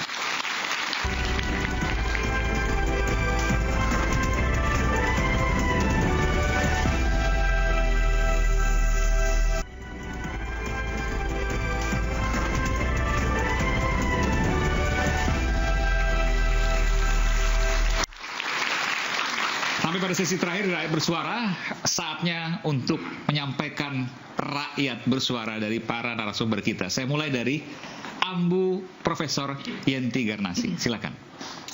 Ya baik. Jadi kita menunggu sampai ada PK karena memang formalnya seperti itu. Tapi sampai saat ini ya itu putusan kasasi. Tapi bahwa ada kecurigaan bahwa masih ada no viral no justice itu juga sangat menyedihkan. Tapi yang disampaikan tadi kan menukiknya pada polisi terus ya. Padahal itu kan bermuara pada putusan. Betul. Berputusan. Artinya kalaupun polisi ada masalah, harusnya dalam sistem peradilan pidana itu kan subsistemnya adalah mulai dari penyidikan, JPU, hakim bahkan sampai ke LP. Nanti dari LP ketika orang itu sudah selesai menjalani pidana, kita akan lihat jadi residif apa tidak. Artinya apabila sistem peradilan pidana kita itu bagus semuanya, ya akan menghasilkan sesuatu yang betul-betul benar dan adil. Nah, sekarang begini, kalau ada kecurigaan bahwa penyidikan ada masalah, ada ini itu dan sebagainya, dan itu sudah 8 tahun yang lalu. Harusnya dari sistem peradilan pidana itu kita harapkan JPU-nya itu sebagai pengontrolnya. Kalau memang kurang kan dilengkapi. Kalau tidak bisa maju ya tidak bisa maju gitu ya. Bahkan kita punya SP3 dan sebagainya. Kemudian dari apa yang disajikan oleh JPU di pengadilan itu dinilai oleh hakim. Hakim itu sebetulnya kan tidak juga asal-asalan seharusnya, ya kan? Hakim itu sampai saya tulis ya, takut saya salah. Hakim sekarang itu walaupun dikatakan bahwa lebih baik melepaskan 1.000 yang bersalah daripada memidana 1 orang tidak bersalah. Tapi itu kan kalau kita ingat in dubio pro reo itu kan sebetulnya tahun 1400-an sampai 1500 di Romawi, di Itali. Jadi waktu itu, artinya pada waktu itu memang apabila dengan dua alat bukti tidak bisa meyakinkan hakim, dan hakim memang tidak boleh ragu-ragu, harus diberikan yang paling ringan. Yang ringan itu apa? Kalau yang berat memidana ya bebas kan itu. Tapi dengan adanya harusnya kita kan sekarang udah beralih pada putusan ini ya.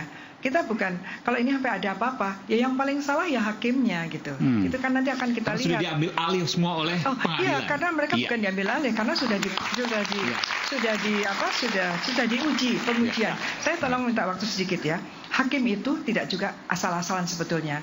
Ini saya karena dosen kan ya. Saya juga dosen hukum acara, bahkan dosen perbandingan hukum acara pidana. Ada beberapa sistem hukum saya mengajar di sana. Jadi jangan dikatakan saya hanya tahunya TPPU saja, no. Ya, jadi hakim itu kan melihat hakim dengan itu kan dia harus melakukan penalaran, kemudian logika hukumnya, dia melakukan silogisme, dan kemudian dalam menyusun justifikasi rasionalitas itu dia harus konsisten. Dia harus sangat konsisten dengan logika-logika, konsistensi dengan doktrinal dan untuk mencapai suatu kesimpulan yang namanya putusan. Jadi ada premis mayor, ada premis minornya. Itu kan harusnya dengan putusan yang seperti ini tuh sudah itu semua dilampaui semua. Dan inilah hasilnya. Kalau hakim PN itu kemudian dibanding tetap dikuatkan kan, kemudian kasasi. Itu sampai di situ.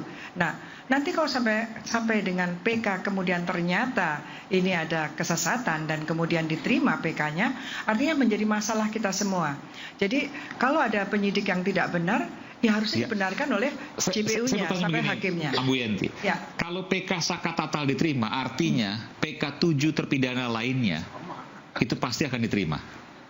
Kan besar kemungkinan lah minimal. Kasusnya itu kan ya itu kan bagian dari 8 itu karena bersama-sama. Kalau yang saya lihat itu kan memang satu Sakatatal itu satu anak ya, dua memang peranannya kecil, tidak seperti semuanya itu karena dia hanya kalau dari putusan hanya melempar saja kan, tidak ikut ke sana ya. Tapi dia bagian dari rangkaian itu karena satu rangkaian itu karena memang semua yang lain. Pelakunya bukan hanya satu tetapi bersama-sama berkaitan dengan pasal 55 penyertaan dalam KUHP nanti akan disebutkan sebenarnya peranan-peranannya yang tadi disebutkan. Jadi apakah peranannya memang semuanya sama? Kan memang apakah turut serta, apakah bersama-sama itu harus diterangkan. Jadi nanti ini menjadi evaluasi untuk kita semua agar putusan hakim itu juga harus lebih betul-betul meyakinkan kan gini. Dengan dua alat bukti yang ada itu hakim harusnya bisa diyakinkan. Kalau dia tidak yakin itu yang dikatakan harus dibebaskan. Saya bertanya pada Ambu, tadi ada hal yang janggal, di mana ada satu anak ya Sakatatal tadi, tapi hakimnya 3. Biasanya hakimnya hanya satu untuk anak. Disebutkan dalam undang-undang bahwa untuk terdakwa ya, terdakwa anak itu hakimnya tunggal disebutnya. Tunggal, tapi 3 faktanya itu. Tunggal bukan ganjil. Kan kalau ganjil bisa 3, tunggal itu ya 1. Tapi faktanya Sakatatal hakimnya 3. Iya, ya saya enggak, saya tidak tahu yang itu ya, yang Sakatatal itu ya, saya tidak. Artinya kalau tadi kan diakui Sakatatal, betul. Artinya kalau demikian ada kemungkinan pelanggaran di situ. Betul, tapi masalahnya kenapa baru 8 tahun ini baru muncul, dan yang paling menjadikan masalah adalah setelah ada film. Film itu dulunya meminta agar pelaku utama yang namanya DPU itu disebut sebagai pelaku utama. Artinya lebih utama daripada yang lain kan? Mohon maaf, saya kembali lagi. Artinya baru 8 tahun. Ketika tadi Sakatatal menyatakan bahwa hakimnya 3 secara hukum acara itu menyalahi. Menyalahi, harusnya hakimnya tunggal. Ini fakta baru nih, luar biasa. Tunggal dan tidak menggunakan ini kan, itu sangat khusus ya, tertutup, tunggal, dan kemudian tidak menggunakan toga. Tidak itu. Jadi memang pendekatannya dalam perspektif anak. Ini fakta baru yang kita ungkap saat ini. Yang tadi menurut pengakuan Saka ada 3 hakim yang seharusnya menurut hukum acara ketika masalahnya 1 hakim. Pengakuan 3 hakim itu tadinya ada enggak? Ini kan tiap hari ada fakta lagi yang di luar pengadilan ya, dan kemudian kita membahasnya. Padahal seharusnya kan semua itu adalah masuk ke pengadilan, maka besok dimasukkanlah ke PK itu untuk agar kita berpengadilan, berperadilan itu dengan baik dan sesuai dengan aturan yang ada. Bukan medsos, termasuk jangan hakimnya jangan semau-maunya saja gitu. Betul. Ya. Sepakat untuk itu. Kita berikan tepuk tangan untuk Ambu Yendi, Profesor Yendi Garnasi. Terima kasih. Saya ke Bung Jutek, silakan. Betul apa yang dikatakan oleh Prof. Garida tadi, bahwa banyak kejanggalan. Kami tidak menyalahkan institusi polisi saja dalam hal ini. Dalam kenyataannya ini sudah kalaupun ada oknum. Atau oknum kan oknum kepolisian, tapi kita tidak menyalahkan institusinya. Bukan kesalahan dari institusi, karena kami melihatnya bahwa ini secara kenyataannya sudah inkrah. Artinya sudah diuji di tingkat 1, banding, dan kasasi. Itu betul. Tapi banyak keanehan-keanehan yang kami sebutkan tadi ini juga tidak boleh dibiarkan. Artinya kita akan koreksi bersama dari penyidik, mulai dari penyidikan sampai kenapa bisa P21, lalu sampai di sidang, lalu sampai kasasi. Penuh keajaiban dan penuh banyak teka-teki, Mas Aiman. Contoh yang tadi sampaikan bahwa dakwaan mereka ini nggak main-main, 340 dan 340 ini pembunuhan berencana bersama-sama. Kapan merencanakannya, barang buktinya nggak ada. Di antara mereka banyak yang tidak saling kenal. Dari 8 yang berhasil ditangkap, 7 dihukum seumur hidup dari tuntutan hukuman mati. Untung nggak dihukum mati, seumur hidup. 1 8 tahun karena anak, karena 2/3 kan maksimum. Kan gitu. Maksud saya bahwa apakah betul yang 7 itu pelaku utama semua, sehingga begitu berat dijatuhkan hukuman maksimal? Padahal kalau kita lihat kronologis di dalam persidangan, ada yang hanya tinju, kalaupun itu betul ya, hanya yang berperan, masa disamakan dengan yang nusuk misalnya, kalau itu benar, yang mengakibatkan kematian, atau yang menimpuk dengan batu ke kepala sehingga meningkat kematian. Artinya mereka divonis dengan hukuman mati semua merata. Betul. Ini menurut kami juga janggal. Karena di dalam hukum pidana semuanya pelaku utama. Siapa yang melakukan apa dan dialah yang bertanggung jawabkan itu harusnya kan gitu. Besok di pengadilan PK. Silakan Bung Farad. Saya bukannya tidak berpihak pada polisi gitu. Tapi jelas peran jaksa itu yang memp21kan perkara ini luar biasa. Sedangkan kejaksaan sampai saat ini diam aja. Polisi senang-senang aja ketika di P21kan perkara itu, karena yang meramu semua di pengadilan itu adalah jaksa. Jadi kita minta segera Jaksa Agung eksaminasi jaksa tersebut. Kemudian kalau memang nanti dalam memori PK kita bisa dijawab memang ada kekeliruan, harusnya dikoreksi kembali. Kenapa Sakatatal yang dari awal ada hakim majelisnya 3 harusnya 1 tunggal Dari awal aja Sakatatal ini pledoinya aja dikesampingkan oleh Majelis Hakim Pengadilan Negeri, karena pengecaranya salah menulis nomor perkara yang dituliskan nomor registrasi daftar surat kuasa yang artinya intinya sama. Jadi hakim ini mengatakan kami nggak pernah memeriksa perkara 195, yang kami periksa 116, nggak ada renpoi, itu satu. Jadi padahal sepele loh, padahal bisa aja ini sama gitu, tapi sengaja. Kemudian di tingkat banding sudah disirahkan memori banding dan menjawab kontra memori atas memori jaksa. Itu nggak di store ke pengadilan tinggi. Jadi pertimbangan hakim tinggi yang satu orang mengatakan, pengacara mengajukan banding tapi tidak menyerahkan memori banding. Dan semua ini bagian dari bukti baru yang besok akan disampaikan. Enggak. Maksudnya inilah kelemahan mereka menangani perkara anak. Besok akan disampaikan. Belum lagi saya tambahkan di mana lukanya semua di kanan semua, motor rusak di kanan semua. Lukanya di kanan semua. Karena motor semua sama dengan hasil pemeriksaan akal lalu lintas ya. Kalau bisa besok mudah-mudahan hakim bisa memanggil semua polisi, ayo datangkan itu. Ini besok akan disampaikan nih, lukanya di kanan semua, motor luka kanan semua. Motor kanannya rusak semua, luka kanan semua. Kalau pembunuhan, masa pembunuhnya milih mukul luka-luka kanan, kepala kanan, kiri semua? Nggak mungkin. Ya, jadi di sini sudah katakan Bang Roni siap-siap, ini kalah yang berikutnya lagi. PG udah menang malam ini, PK kalah lagi kalian semua.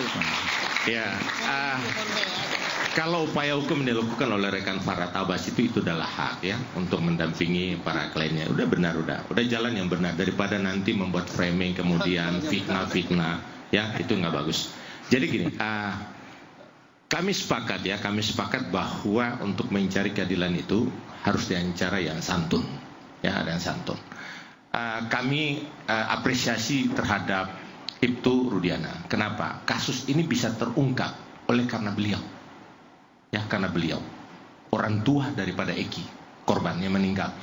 Kalau seandainya orang tua Eki ini nelayan seperti orang tua si Vina, ya sudah sia-sialah mereka mati begitu aja, tidak ada diungkap. Ya, pasti tidak terungkap. Karena Eki korban yang meninggal, orang tuanya itu adalah Ibtu Rudiana sebagai polisi. Yang katanya waktu itu, saat itu tanggal 27 kejadian itu adalah laka lantas.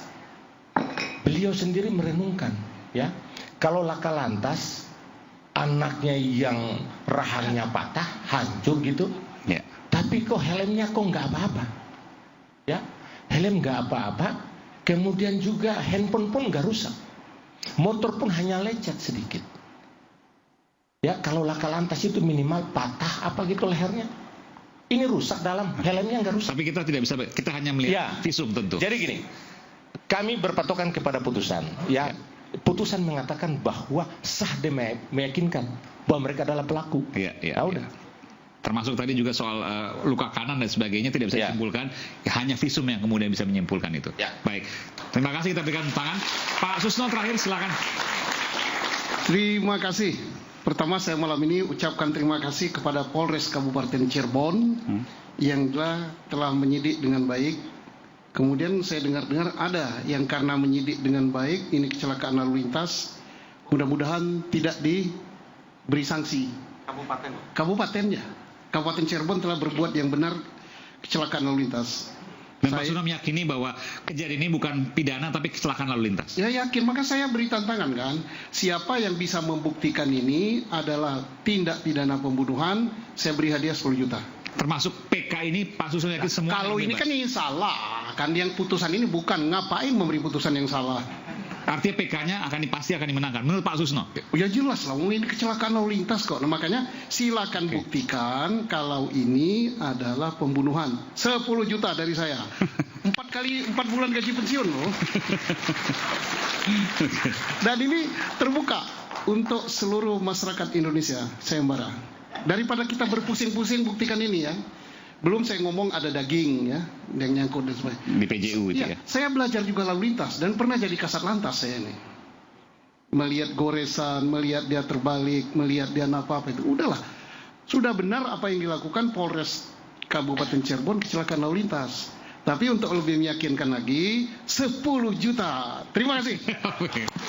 Baik, terima kasih Komisaris Jenderal Polisi Purnawirawan Susno II, Kabar Reskrim Polri 2008-2009 dan Kapolda Jabar tahun 2008 sebelum 2007 akhir sampai 2007 sampai 2008. Baik, terima kasih Bapak-bapak dan Ibu. Jalan mencari kebenaran dan keadilan menjadi penantian panjang bagi mereka yang kabarnya dikorbankan. Pelan-pelan benang kusut kasus Vina Eki terurai. Laporan demi laporan dilayangkan. Saksi-saksi kunci ubah kesaksian dan kepada Ibtu Rudiana dari tempat saat ini Anda berada. Bukankah sudah waktunya untuk segera bicara dan menyampaikan apa yang Anda yakini sebagai sebuah kebenaran? Saya Aiman Wicaksono. Sampai jumpa di Rakyat Bersuara berikutnya. Salam.